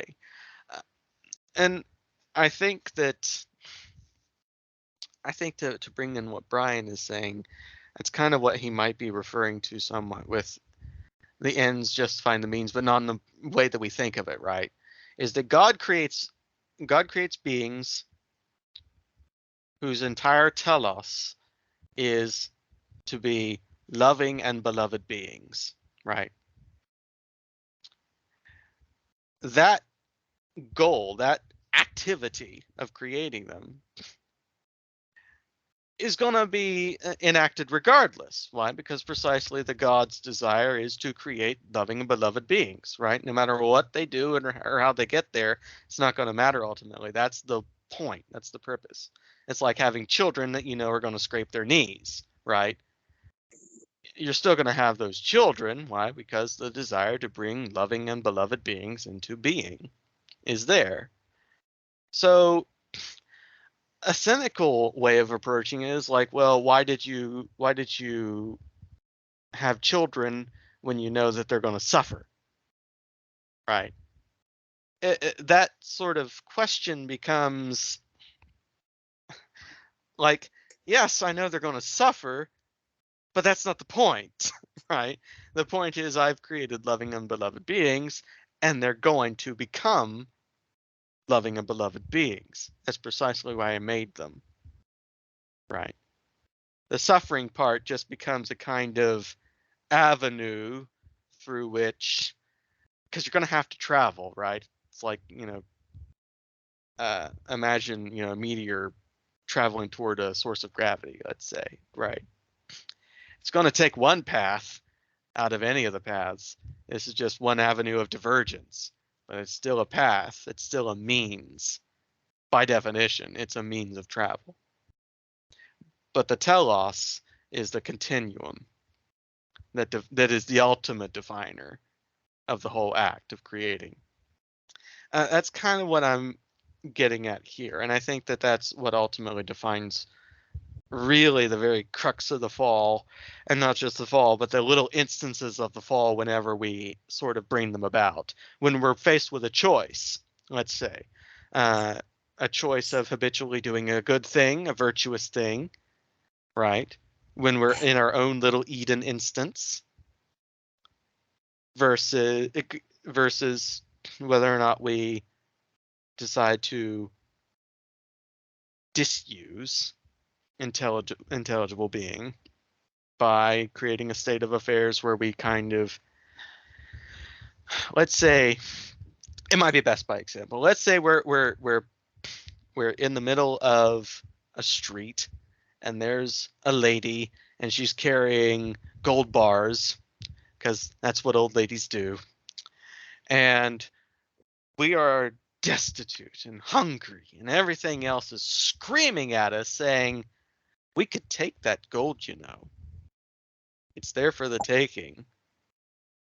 And your conscience is saying, thou shalt not take that gold bar, otherwise you'll experience a kind of death, right? So we're faced with the choice there. It's like, okay, I can take this gold bar. I can satisfy my desires. I can steal the revelation of my satisfaction from the divine. I can make the divine experience of satisfaction mine by force. I can take it. It's mine. I have a right to it, don't I? I'll do it. That's what I'll do. And then you take the gold bar and you experience your own little death. Now, let's look at an alternative universe where something else happened. You forego the gold bar. In the end, you find an entire vault of gold just sitting out in the middle of the street, given to you by an angel, right? That whole thing, right? So there's the gift versus the taking aspect of it. Now back to the universe where you took the gold bar. You take the gold bar, you buy lots of bread, you get fat, gluttonous, and you suffer a heart attack and die, as you rightly deserve. Now, you go into this situation where you're experiencing all of the review of your life, and you realize, oh, that was a terrible thing to have done. But you were still made to be a loving and beloved being, right? That telos is still always present because God decided that's who you are. That's why I made you, and that by me is what you'll be, right? He takes you in that moment, having gone through the death and everything else, and says, okay, I've got your being. Because inevitably, it's not, you could never be erased from me anyway. Here I am, here you are. Truth is like the mirror of truth has shown you what this path was. Your telos is still active. I will clean you, purify you, I wash you in my own self, and I still take you unto me, right? The path that you took was very divergent, but it ultimately still led to me, right? Because that's the inevitability of the divine. Everything that exists is ultimately going to lead to him. So I think that that's what we have with the fall, right? It's kind of like the question of like, why do we still experience goodness in nature, even though we live in a fallen world? It's because you can't escape what things are, right? No matter how much you wonk them up, the being is still present. It's still the constant factor, and so is the God, right? I hope that that also made sense to everybody, but that's kind of the way I'm looking at this and approaching this, is not trying to think about the question of evil and what justifies or does not justify, but thinking of it in terms of like whatsoever disuse or disexperiencing occurs or disrelation occurs, the telos still remains true.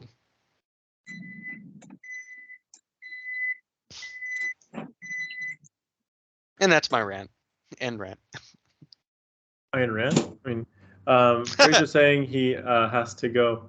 So bye, Fraser. Oh, he just left. Good to have him here. That made sense to everybody. I hope it just didn't come across as a disheveled rant, like a intellectual hobo shambling out.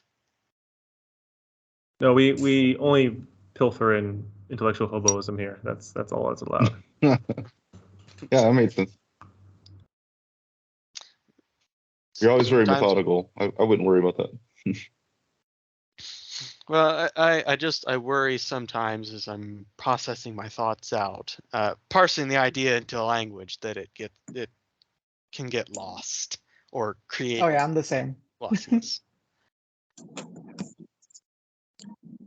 I totally hear you. Yeah, which Yeah. love is strong as death, right? Yes. Only love. Yes. Good contemplative thing. So we never actually decided to get into the book formally. I mean, we did kind of get into it, but we've just been talking We around kind it. of did. We talked about form and its Yeah. relation to. Initial discussion. Oh. We talked about intellectual ascent and descent. So I mean, we kind of were closer Mhm. to the chapter than we were last time. Last time we really Okay, went yeah. off in just different directions. But this one, I feel like we actually semi did a good job actually talking about the chapter. Funny We enough. kept to topic in a roundabout way. A bit. A perfect example of what we're talking about. We are still teleologically united to the topic. Yeah, keeping the topic as matter a how social divergent. construct, right? Yeah, like the first session totally was just elsewhere, but this one actually I think we did good at linking it back to the Plato. So I was gonna. from either the reading for this session or for last session that haven't been touched on yet that we should try to touch on? Oh, I was gonna say. I thought it was really incredible what you said in there, like what he brought out about how the form actually meant like the appearance of things. Well, not the forms, the transcendent forms, but he's just talking about like the word form means the appearance of things, and it's kind of like qualia, like the modern day term qualia, the experience of something, right? And then the transcendent forms are things we can't directly see, but they are that which the appearance of things are embedded in. They allow appearing to happen in the first place, in a sense. Yeah. Yeah.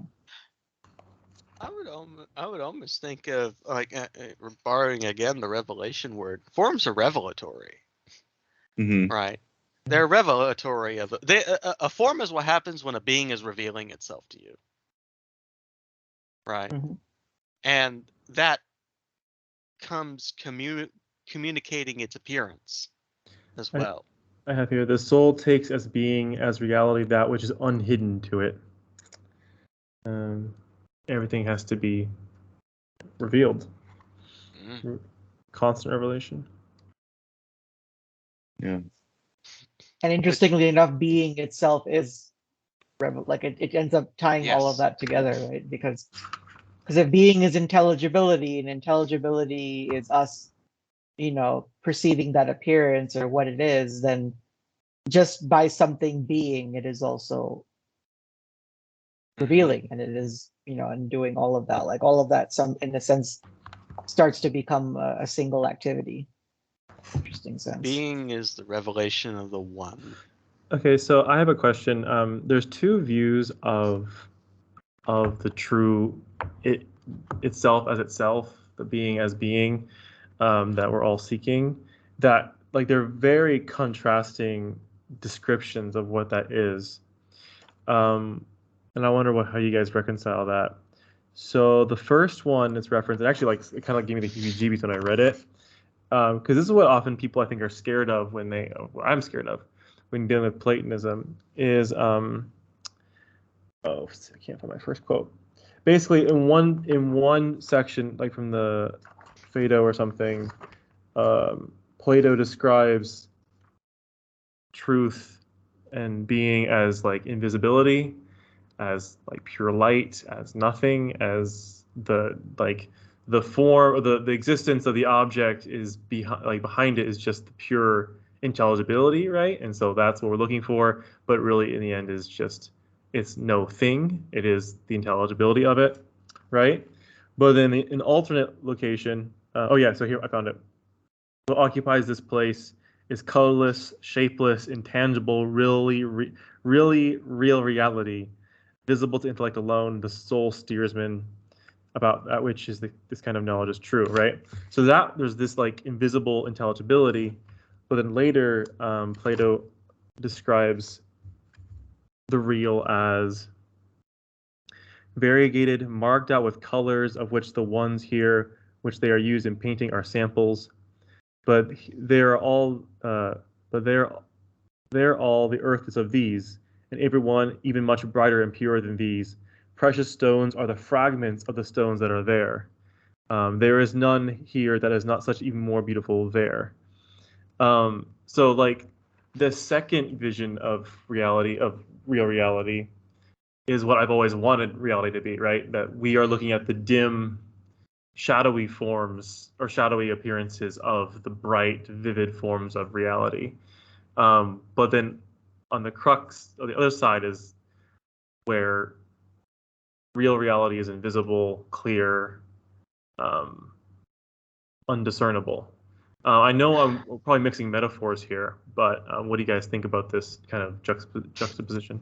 So Oh, not indiscernible though, right? Like, and that wouldn't really be the case, right? So in a sense, it may seem like in some sense we're saying that that other world is like missing a lot of what we like about the things that we see, but we have to remember we're talking about this as sensible versus intelligible. There's a different kind of it's a like basically there it's not as if the intelligible lacks a color or something which is tantalizing in some sense, but it's not again it's we're talking about color in or kind of pleasure that comes from pure intelligence or pure intelligibility, as opposed to the sort of thing that you get from beholding a sight per se. So it's more like it's more that whatever you're doing here is a shadow of a kind of seeing or a kind of color that is even more beautiful than color and sight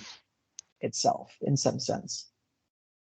I think this is an area where philosophy is emerging into the mystical, right? Because he's trying to describe something that is beyond simply the the talk of theories, right? What you have here is actually the same, right? It's not bifurcated descriptions of the absolute or the ultimate here. It comes back to the question of the definer, right? If you have a mystical experience of, let's say we'll go with the precious stones thing, right? Let's say you're beholding in a mystical experience the revelation of the being of of precious stones, right? Like the precious stone in an almost Galadrielus kind of way is full revealing itself to you, right?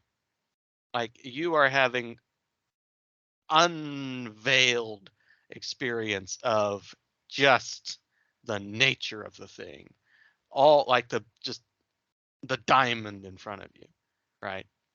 The whole thing. You're getting simultaneously the pure, clear vision of this perfect stone, and also the more thanness, right? You're having in an immense moment transcendence and immanence, right? The immanence immediate to you of the experience is just, oh my God, look at that stone, right? It's like the stone of all stones.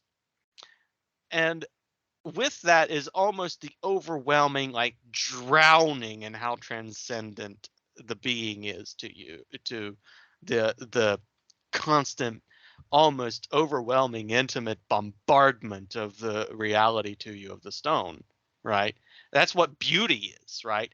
We're actually getting into the realm of just of the understanding of the good as beauty, right? Where that almost drowning experience that washes and fills the thing in front of you with its own light, right? The light, you can't, because it's so beautiful, but transcendently immanent and immanently transcendent, to use these like little descriptions. You can't pinpoint the color, the shape, the descriptors. You can't like pin down the adjectives of the thing you're looking at, right? Hence, it's something only your intellect can kind of grasp. But at the same time, your intellect is also grasping the, oh my goodness, that's a really beautiful blue stone, and I've never seen blue as that, right? It's the nature of beauty as the revelation of the being to you, right? In all of its nakedness. So it's actually a simultaneous thing occurring. It's just that he's trying to describe a whole thing, right? A whole, like a vista of being, which includes like the thing immediate to himself, and also everything that is included beyond the horizon that sort of impacts to you, is what I'm kind of aiming at. I think you can get to the aim that I'm trying to describe here. Capital B beauty. Can we just clarify I'm not entirely clear on the contrast. So if we could, we just put it like in a more concise way, that how the two views, there may be some contrast. Could I interject You're here? muted. Oh, Aiden. yeah, Aiden, you're muted. Sorry, I was going to quickly sum up the two views. One was the true reality is this pure knowability that's clear, transparent as like light is, and another descriptor of it is the stone, like the precious stone, is more vivid, more beautiful ultimately than the stone you're seeing now, or like the color is more vivid, more beautiful than the color you're seeing now. So one is like this clear, invisible knowledge. One description is this color beyond color, vividness beyond vividness. Kind of, that was my, how do we reconcile these two images? I don't know if it helps or muddies the waters at all, but there's, I know that sometimes essences vis-a-vis existence, essences are said to be purely negative. They don't add anything. It's by virtue of not this and not this, right? That the particular, and I suppose that would be true of the forms as well. That it's in that difference that they're distinguished. This is something that a lot of existential Thomists, particularly the more radical ones, will express it in this way. That because if there were no such privation of essence, simply all God would be all, things. God is all things, and all things and nothing and any, as Dionysius tells us. And I also don't know if this is, again, helping or muddying the waters, but there's a way in which the divine ideas, it's like they're enfolded, right? So I know it's prior to him, but I think Nicholas of Cusa gives it very clearly that there's an implicatio of these divine ideas or forms in God, so that they're not multiple or plural in that enfolded mode, but in explicatio, or sorry, that's complicatio, enfolding, and then explicatio, they're unfolded, and so their distinctness comes to be seen. Does anybody think, do either of those help kind of encompass the distinction, or? Oh, I want to interject here. You're leading up to something that I was going to say, in that I think what helps me is, so I've thought a lot about the nature of eternity versus time and things like that, and the transcendent reality versus, material world as we experience it and all that. And well, in the space time as we know it, things are quantized. So like, this gets very technical with like the Planck scale. There's a certain small increment of space time, which it can't get any smaller than that, basically, mathematically even. And so things are discrete, so that like, the cosmos kind of flashes in these moments, right? And it's made of bits. And what I have kind of theorized is that, when someone, say, like, when they leave the body, when they die or whatever, they go into a state in which reality is continuous. It's not made up of bits. In that sense, it's revelatory, like we were talking about, with the forms, the revelatory. And I think that's what you're getting at too, Brian, with saying that they're enfolded. It's all a single divine continuous reality. And so it's no particular thing. So like you're we talked about this last week, and I think you were picking up on this, Aiden, where it's like nothing, it's kind of like saying no thing. There's no particular thing. It's just one reality. It's one continuous reality. And I think this is also tying to what you're saying, Matthew, is like it's totally immersive. So it's all God, basically. Like you said, Brian, it's all just God is all things. And so that's how you could possibly tie the two together. I hope does that help at all? In that, like, we're just all experiencing God, and God is no thing. Yeah, I'm starting to see, I guess. So the pure light is the God in the form, right, or the revelation of existence in the form, and then me comprehending the form is the beautiful, I guess. So there's the beautiful and then the logic of the beautiful, maybe. That the logic comes as clear light. I just know it as logic, but then I aesthetically apprehend the beautiful as beautiful. Maybe Yeah. I'm not sure I'm supposed to separate those or not, but You could almost describe it like this: revelation brings its own communication, right? Understanding the thing comes also with the sort of the appearance of, or embodiment of the thing, right? The understanding you have of a stone or a precious stone, right, is not exhausted purely in the sensation of its appearance, right? The understanding of the stone, of the being of the stone, extends beyond the communication of the stone to you, right?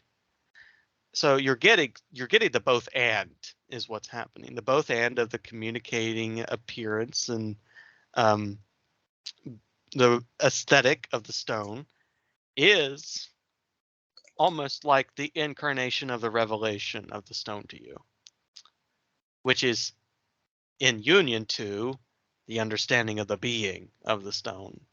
that has invisibility because it's not exhausted in the appearance, but the appearance is included in the revelation, right? It's a whole meeting the whole. And the whole is more than the sum of its parts. But the parts are part of the whole, right? So that's kind of what's happening here, I think, is going back to our discussion on day one, right? If there's a nymph in the tree, and you just know that there's a nymph in the tree, right? You might only see the tree, but there's something about that tree, right, that sort of marks it as beautifully different from the other trees. And it's your understanding that sees the nymph, right? Even if the nymph is kind of invisible. But even in your mind, there's sort of an image that the nymph glimpses to you in the communication of its own presence, right? You get like, image of a nymph, beautiful nature spirit lady, right? So that's kind of, I think, again, it's where the mystical kind of takes over here, right? It's the both-handedness of the thing. It's not really contrasting, so to speak. It's just all there. The thing that occurs to you is like if you could almost think of your intellect as the cup, right? Right. Your cup is full, but it's also brimming over, right? The stuff that's brimming over isn't contained in the cup of your intellect, but it's still pouring constantly in there. It's an overwhelm, but not in a negative sense. It's the more than is understood, and that more than has a kind of invisibility to you because it's sort of like the horizon of your intellect, which the horizon still adds a shape, right? It has a curve that's defining of your experience of sky and land and vista. So, and that's all part of it. That's just like beaming at you. Mystery is involved there, as I see with what Justin is saying with the Byzantine Church. Mystery comes into play here, and mystery is not something that's like mystery isn't, how to put it, mystery is not the same as ignorance, right? Mystery is not something you're ignorant of. Mystery is knowledge that's beyond your cunning capacity to contain it, if that makes sense. Mystery is what reveals itself to you, not something that you like finagle into a shape. Anyway, that's what I'm. It also seems that we could be also just talking about the difference between sort of the level of the one and the level of the intellect, right? Which is a unity in multiplicity, right? That's also possible. But the analogies we were discussing reminded me of this bit of the Shelley poem Adonais, right? Which is at the grave of the young English poet, but where he says, the one remains, the many change and pass. Heaven's light forever shines, earth's shadows fly. Life like a dome of many-colored glass stains the white radiance of eternity until death tramples it into fragments. Die, if thou wouldst be that, if thou wouldst be with that which thou dost seek. Follow where all is fled. Roam's azure sky, flowers, ruins, statues, music, words are weak. The glory they transfuse with fitting truth to speak. So does that could it be like the light is an analogy for the one shining, but that distinction might just still be within intellect, right? Between the unity and the plurality of intellect, though, actually, right? Mm-hmm. You said death in there, and one of the different allegories that Perl references is death. Death being this, like, that's something else that kind of scares us materialist modern people, is that this abandonment of the flesh or the body or the world of senses for that world of, knowledge and, unsensible.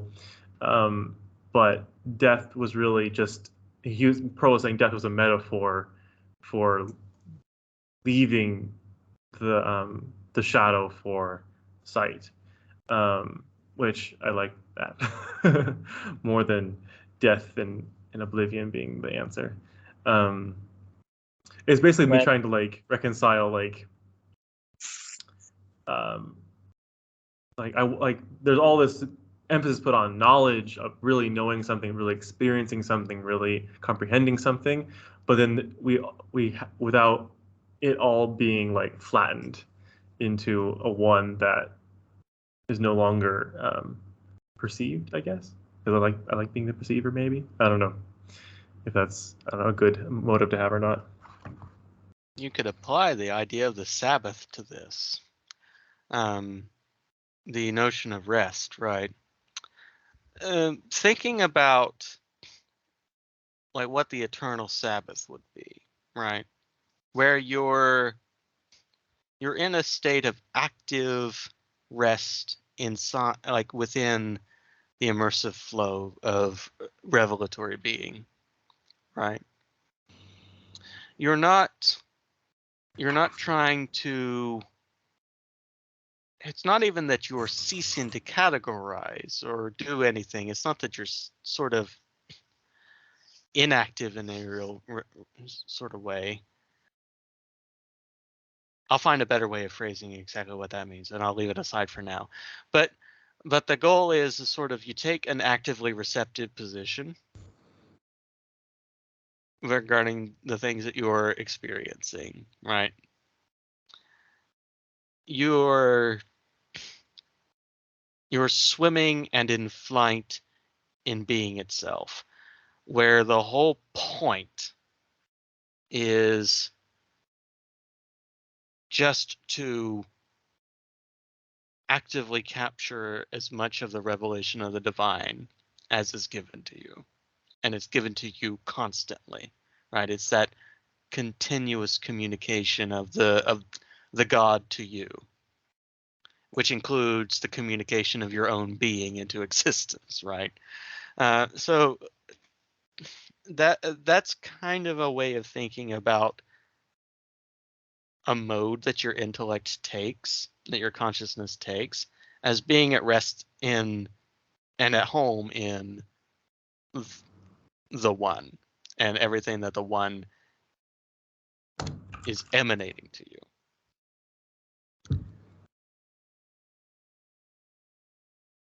And so you're not like collapsing everything down. You're not like, hammering everything. You're not just constantly, you're not working everything, right? You're not trying to makeshift your entire reality and spending so much effort in that regard, right? But you're almost in the divine play, right? You're divinely playing. It might be a way of putting it. And that's what your intellect is doing, right? If you can almost suspend with the idea of particulating little pieces of you, like your intellect, out like as something that you're almost obliged to be doing with this machine that you have called intellect, and instead thinking of intellect as an activity of your being, as the consciousness grasping, right? It's an activity of your being, which includes your senses, it includes everything. It's your whole being doing a thing, right? It's an activity of you. And if that's at rest, like in this active sort of sense, then you can really I think that what you can do is you can experience really closely the kind of thing that this Platonic tradition is trying to attune you to. And it connects you to the perennial wisdom and everything else, like Zen and all the rest. Anyway, that's the aim I'm at here in describing that. Framing your intellect as something else other than a tool helps. Yeah.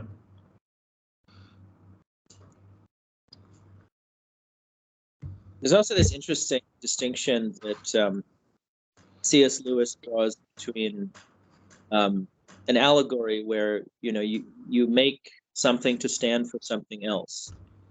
And you could translate it into a more literal sense, whereas symbol is it's almost the opposite. So like we can use death as an allegory for something, but then on the other hand, what is it that death in and of itself symbolizes, right? There's something greater than death itself, the act of natural death, to which it points, perhaps. Like there's the small death, the little death, the death that is only corporeal, but the greater death is that dying to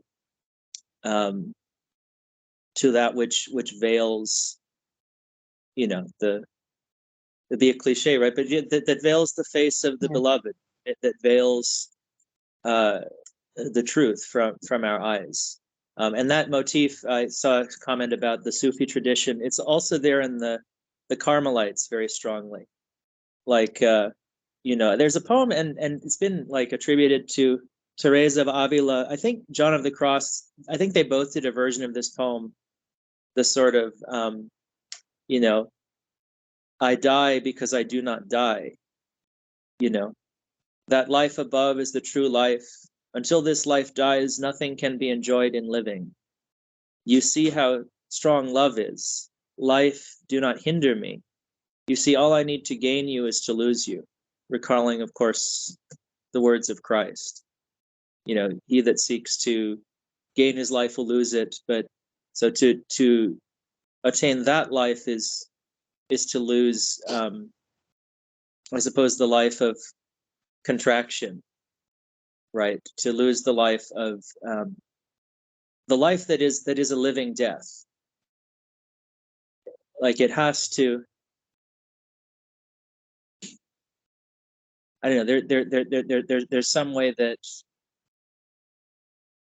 Well, I won't complete that thought. Would somebody else like to complete it? Well, the thing that came to my mind was the verse where Jesus says, those of you who lose like wealth or house or family for my sake, you will return it, receive it 100-fold. It kind of that feels like that. Like you give up the particulars, you give up the minutia, like you die to the senses, and what returns is a sense greater than all the senses. And that's that. And I guess maybe my hesitancy, my fear of the light is kind of this fear of death, this fear of abandoning the particulars. But then the hope is, that there is a return.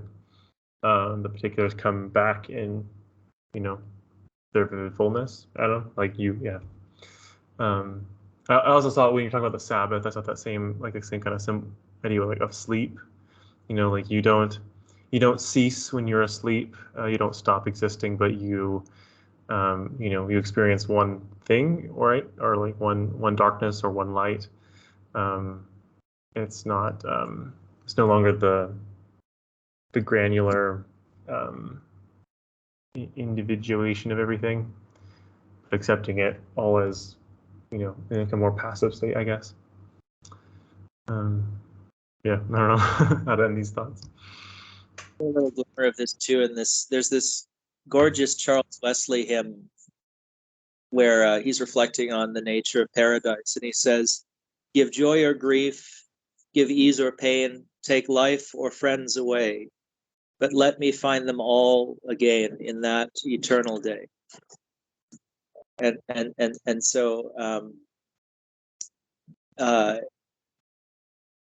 yeah, I mean, I think it's like every desire is for that ultimate end in everything we seek, right? Whether we're, whether I'm seeking to enjoy this cup of coffee, or I love a thing, or I love a person, I love it's all a refracted.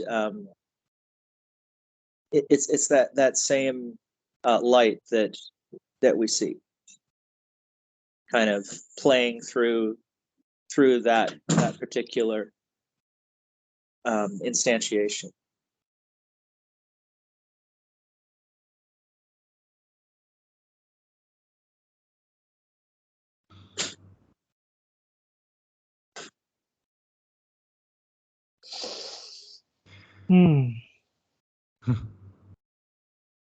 Cool stuff. Yeah, it's almost Plato's the best. As you were talking, I was having this realization of like God speaking to us through everything. And it's funny because like he speaks to us individually, and it could almost be like, since like you all exist for the sake of God and mind relationship, but then that's true for each of us, I don't know. It's just I was thinking about a bunch of things. I was thinking like about the fact that I've been distracted this time, and then like how that relates to like the fragmentary nature of our awareness versus this unitive consciousness. And then like I just let everything just kind of fold up into that, and then I was just like, oh wow, it's very good for contemplation. All this very good for mystical contemplation and spirituality. And like Matthew said, that's the ultimate purpose of philosophy, really. It's to get you to that awareness. Oh, Matthew left. Okay. Yeah. I was like looking out to the It distance. primes you for the mystical contemplation. That's the idea. Yeah. Like it helps you to actually sink into that state. Like I Mhm. mean, and that's why that's one reason why I mean, if you look at like that's one of the reasons why if you look at like Buddhist tradition, why there's like so much of a like de-emphasis of trying to think about something metaphysically or even Mhm. talk about God as God rather than avoid and all that, because like if you look at the emphasis is you need to, like, if you just keep sitting there and thinking about it, you won't go and see it. You need to actually at some point, because remember, like, the Buddhist tradition is responding to a very rich metaphysical tradition that had become really dominant, right? Where everybody was doing a whole lot of and not actually, uh, experiencing being, right? So there's this idea that, well, you can't think of it forever. You're thinking of it, for the purpose of then eventually turning inward and actually having the experience itself and actually making real contact.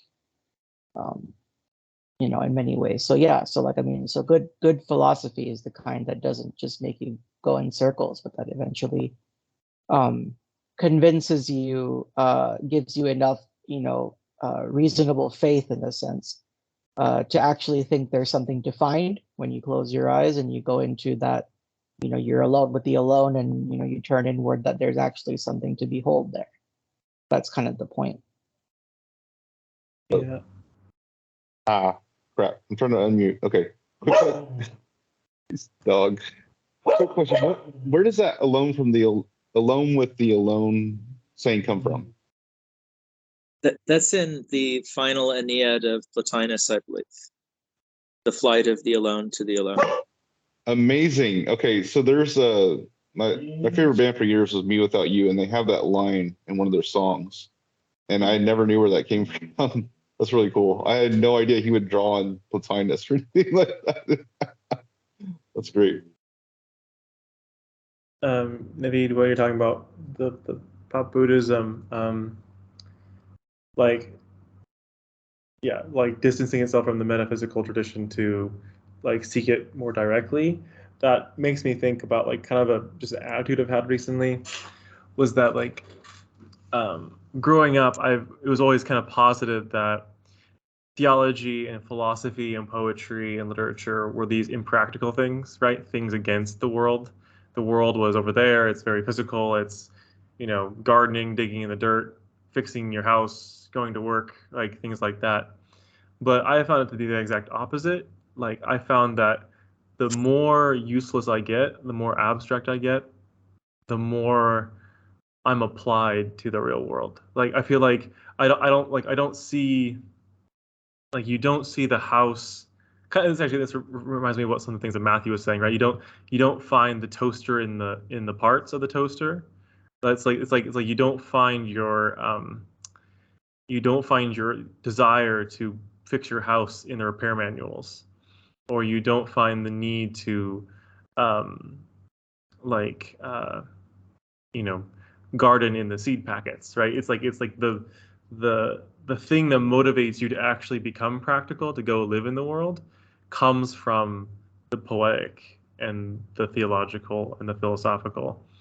um, and that's oftentimes why, like, oftentimes the like farming, the old farmer or the old, like the person who's been in that working class job for however long, tends to have that sense of wisdom about them, because their monotonous daily task tends to enlighten them to why they're doing this, or what are they aiming toward, it being kind of a prayer in a way, toward their goal, their aim of, right? By removing the extraneous, logic or worldly divisions, these simple tasks quite easily become, revelations or communications with the divine or the whole, I guess.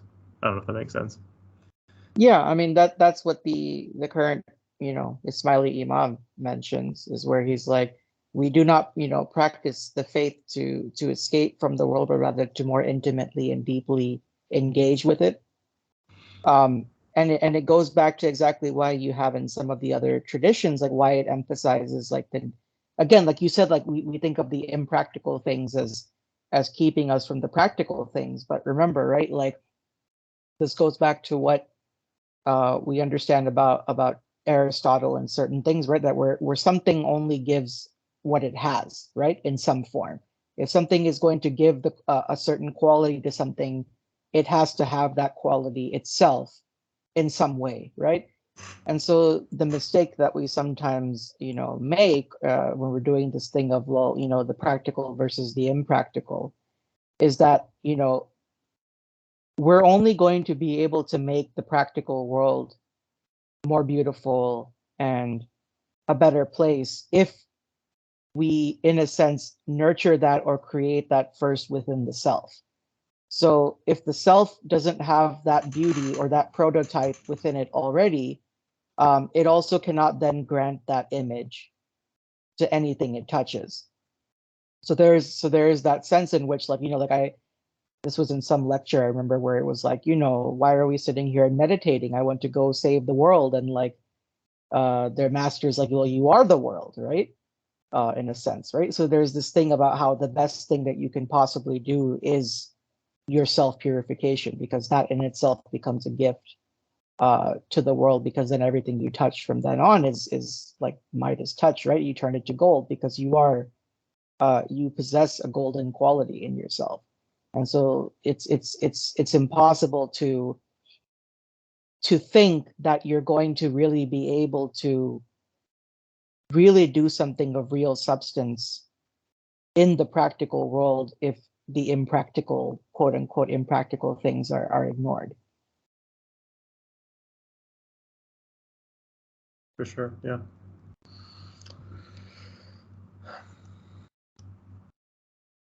Of course, not everybody needs to get as technical, as the same level of technicality as like a scholar might, but at least have a basic grasp.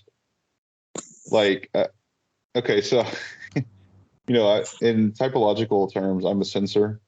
So, and I wonder about what you said, Aiden, if you are as well, just because you have this orientation toward the practical. But I mean, I have no idea, but like that doesn't bar me from understanding in essence these concepts, because it's a, like you said, it's a clarity of the soul. It's not a it's not a particular intellectual complexity in itself. Like there's an essence to this that It's pure even if you don't have the simplicity, actually. terms, Yeah. if you don't have the terms for it, you can understand it. Yeah. Yeah, it's Yeah. actually pure simplicity. Like truth doesn't make a noise, right? That's the saying, right? In a Mhm. sense, like it's not really like the point of the, like, everyone doesn't actually have to be a religious scientist to successfully behold the vision, right? Like the Mhm. reason for having religious sciences has much more to do with transmission, intelligibility, and helping to, like, in part it's about defending that community from outside scrutiny and issues of, well, Yeah. what the heck are you doing, justifying yourself, right? It's basically more about, in a sense, describing the endeavor, right? And so, Mhm. just like with medicine or anything else with science, like everyone in the world doesn't have to be a scientist, right? Like we just have to know enough medicine, enough about our health, enough about our body, enough about basic physics to live, right? Is the point. Like you need to know Yeah. enough so that you're not screwing up, but you don't all have to be doctors, right? Mhm. Is this the sense? There need to be some doctors in the world. Some people have to be doctors, which is why there's some people created with that orientation who are naturally more abstract leaning, because there are some people who take that role on, but it's what you call a community responsibility rather than an individual responsibility. So humanity as a whole has a duty to create theologians, but every single person is not responsible for being a theologian in order to actually succeed in that attainment of vision.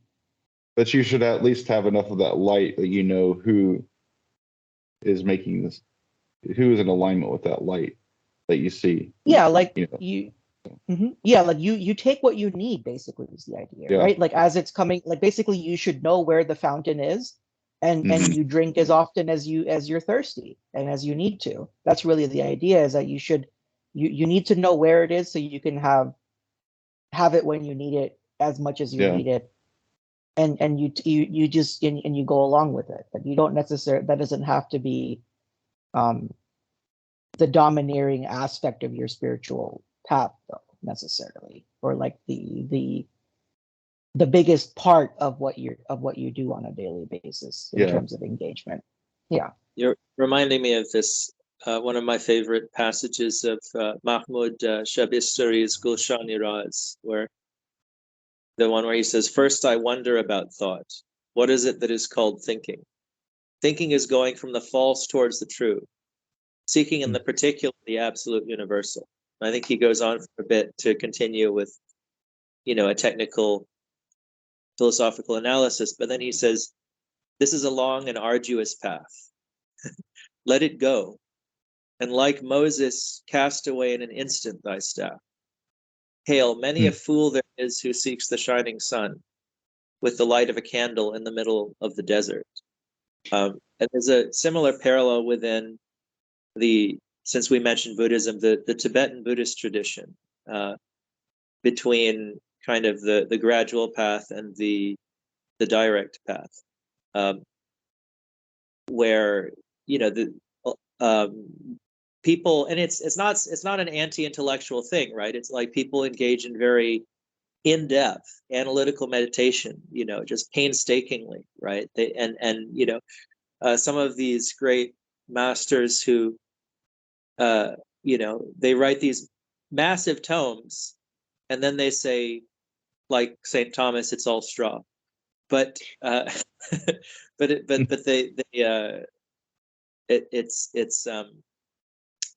one way it's put in the Tibetan tradition. There's the causal path, and you could think of kind of an analysis of the chains of causality that enables you to sort of see how it all interrelates and interpenetrates, and that can bring you to an awareness of that which is beyond that.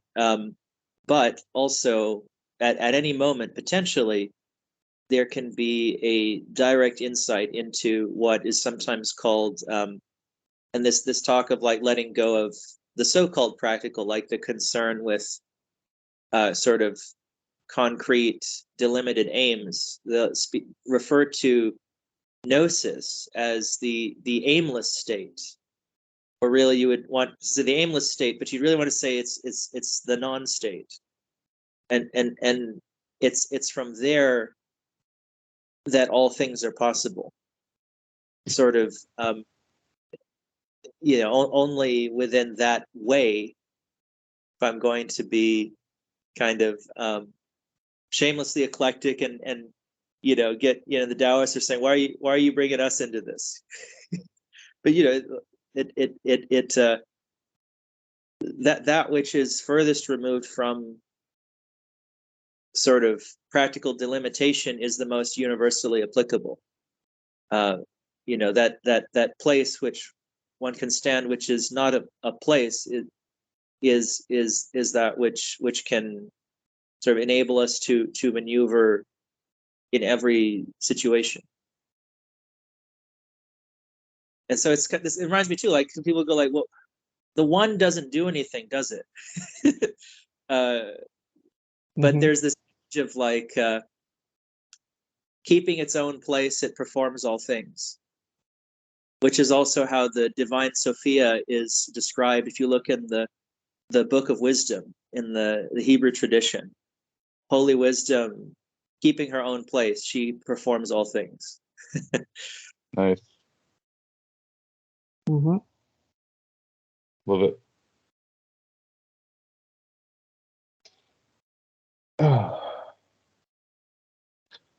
Oh, I was going to say that one of the most important things that Perl is trying to say, Plato, is that the idea that he was positing two worlds is kind of wrong. It's just it's levels and degrees of apprehension of reality, of the forms, and the forms aren't in a separate, discrete world from this world. It's all the same world. So I just thought that worth mentioning, because that's one of the central, points he's making in demonstrating continuity between Plato and everyone else that follows that he mentions. Because Aristotle, of course, is known as positing the world is unitary. That's just it's like that's sort of seen as a difference between them, is that Aristotle's trying to combine forms and being, forms and beings, and Plato, he had two worlds where there's the forms and then there's the world of beings and stuff like that. But he's saying no, there's a continuity there between them. Yeah, I mean, the world of forms is right here.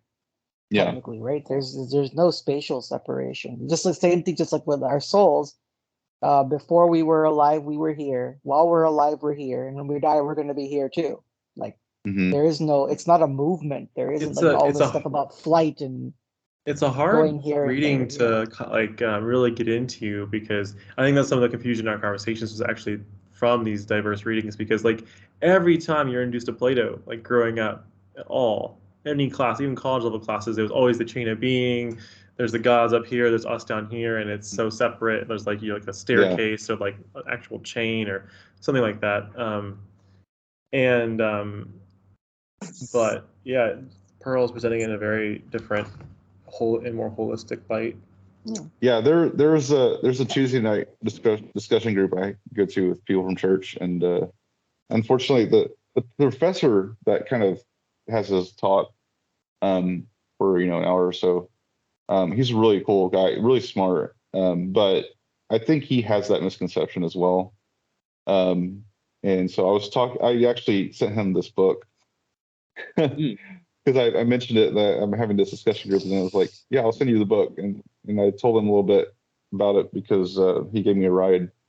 And I kind of said that he's arguing that Plato doesn't believe in two worlds, and things like that. But it's actually kind of neat too, because it's weird. Whenever I go there, it's either something I learned in catechism earlier that night, or it's something I've been discussing. And he brought up Parmenides, and I was like, "What's going on here?"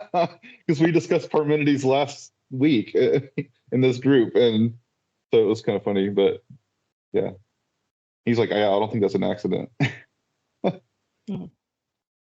Yeah, and I mean, and I mean, the chain of being and up and down metaphor still matters, though, right? Because in the sense, like, that's your passageway, right? Because the idea is, remember, Mhm. all of this, the spirituality and the religion thing is for everybody, not just for the intelligent, right? That's something that I think Mhm. it gets mentioned in perennialist stuff as well, right? That religion isn't just for the metaphysicians, right? It's something that it has, like, a prophet or a revealer has to reveal the reality in a way in which everyone, regardless of their rank, is going to be able to take something from it that has them moving in the right direction. Well, and that's what I actually really liked about Socrates and Plato, even though I presented to my students and they were annoyed by him. But that was the point. Like Socrates says, I can teach anyone knowledge because I will annoy everyone. You know, I can find you where you're at. It doesn't matter if you're a king or a peasant or something else. I will come to you and bug you until you think properly. And I think I find that very accessible about Plato. He's like, all right, I don't care if you read me wrong. I'm going to make you think about it. I'm going to make you go over it. You know, Yeah. help this mind of comprehending the Yeah. truth of knowledge start working again. Yeah, because it has less to do with what's being written actually telling you the reality of things, but it's more about an orientation, right? The point of Mhm. that stuff is it's an entryway. It's a way of causing the person to start Well, like, yeah, looking in the Socrates, proper direction. he'll Yeah. spend a whole dialogue leading you to the wrong direction. Like he'll take like he'll break it down. Like, here's this. Oh, that's wrong. That's wrong. That's wrong. That's wrong. And this is what you have. Well, I don't agree with that, but like that's what you got to. You know. Total ENTP. Yeah. Yeah. Yeah. So yeah, and that's the whole point of why you have exoteric or esoteric things. Like, that's the whole point, is the if you just had it plainly visible, it actually in some ways would be more obscure, oddly enough, right? Like, we'd like to think that, oh well, if God just sort of told us exactly what he wanted, what we were supposed to be told, then we would all get it. And it's like, no, actually, it would be more confusing, and probably only accessible to Yeah. very few people, if any. Whereas the way that it is, where it seems to be some sense lying to us or hiding things from us, it actually causes it to be more revealed. It actually means that more people actually end up figuring it out to some extent, or moving in the direction that will eventually lead to them figuring it out. Whereas in that pure naked form, there's a sense in which it is almost more obscure, more invisible, and even less accessible. I think it's also fun, where Saint Augustine points out essentially how the hierarchy is also a holarchy, and that the highest corresponds with the inmost, right? I mean, he makes a very, he tells God his folly was to seek him outside, right? I mean, it's only in that inmost core of his being that he finds the highest. And as you say, right, like all the cosmos, or all the, if you want to say the cosmoi, right, they're all in here, right, in heart, the core of our being. I don't know who I saw. There's nowhere. There was one church father, and someone posted on Facebook of how he saw the Holy Trinity in the different offices of the church, but he put them in an order that seemed wrong to us. Like, it was Jesus was the deacon, the father was the priest, and then like the bishop was like the Holy Spirit. I might be doing it wrong, but it was like opposite of what we would naturally think. Like, we want like the priest to be Jesus, or like the bishop to be Jesus, like bringing us the gospel or the good word. But like, it was the opposite. It was like, no, they're serving the table. Jesus came to serve us. So that's what reminded me of that. This holistic, like the top reaches the bottom.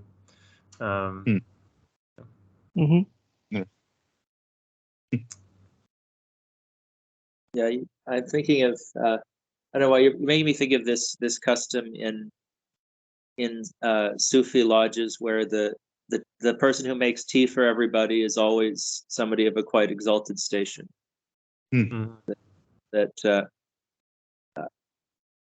it's or we have a lord who is mistaken for the gardener, right? No. Yeah. That's the whole point of the whole thing about with Plato and then the Bodhisattva thing, right? Like the people who come out of the cave, for our sake, they return to the cave and do these things that are in some sense beneath them and that they don't really need to do, but they show up, because for them, they want everyone else to also be able to follow them out of the cave. It's not enough that okay, I'm out of the cave now. I'm just going to go. But that's what makes sit there. That was what makes the Buddha, right? Is that he returned, that he told he didn't have to, he didn't leave. He wrote his teachings down. Yeah, it's actually their greatness that allows them to serve the tea. It's a weird thing, right? Like they serve the tea basically because they can do so in a way in which no one else can, right? That's the idea. They're in a sense the most primed for doing so because they've been outside, and so then they're also the most capable people in the cave as well, in some sense, right? It's kind of a weird sort of thing that when you have the fullness, then it starts to overflow, and it so it's like kind of like, I mean, to put it in a very crude way, it's like if you were God, wouldn't you be just bored with just be like, if you didn't give out, like, wouldn't you just kind of like, because everybody wants to ascend and have more power, more knowledge, more pleasure, and all that. And it's like, but when you have infinite amount of that, then what is there left to do but just pour it out? There's a beautiful also Vedic hymn, which is well known, that this is full, that is full, or even fullness, right? Take fullness from fullness, and fullness remains. Yes. Yeah. Can't deplete it. And that's where the prophetic hadith thing is too, right? Like I was a hidden treasure and I wanted to be known, so I created creation, right? That was the idea, right? That I wanted something to pour out to, and so that's why you're there, because exactly, because it's like, well, I have all of this. The best thing to do now is to have other people experience how glorious this is, and so that's the whole idea, is that that was the next step, which is now it's let everybody feel how I'm feeling, in a sense, or let there be people who would then be, and everybody who could then feel what I'm feeling. Awesome. And the window to this, I think, is paradox, right? The sort of because in procession, right, the one goes out of itself without going out of itself, right? I mean, and as we were alluding to before, there's a sense in which even as manifestation has bodied forth, God has created, but all the things we see continue to repose within the divine ideas, right? At the same time, and that will be clear, I think. I can say I can project it into the eschaton, but I think that's also potentially to be recognized here and now, that everything is eternally enfolded in God, and couldn't be otherwise, right?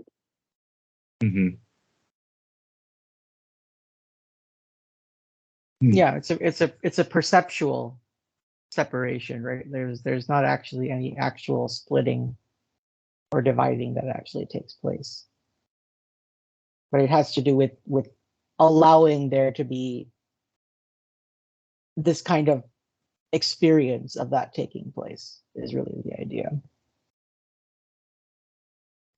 It's like God getting to experience his own self in an odd way.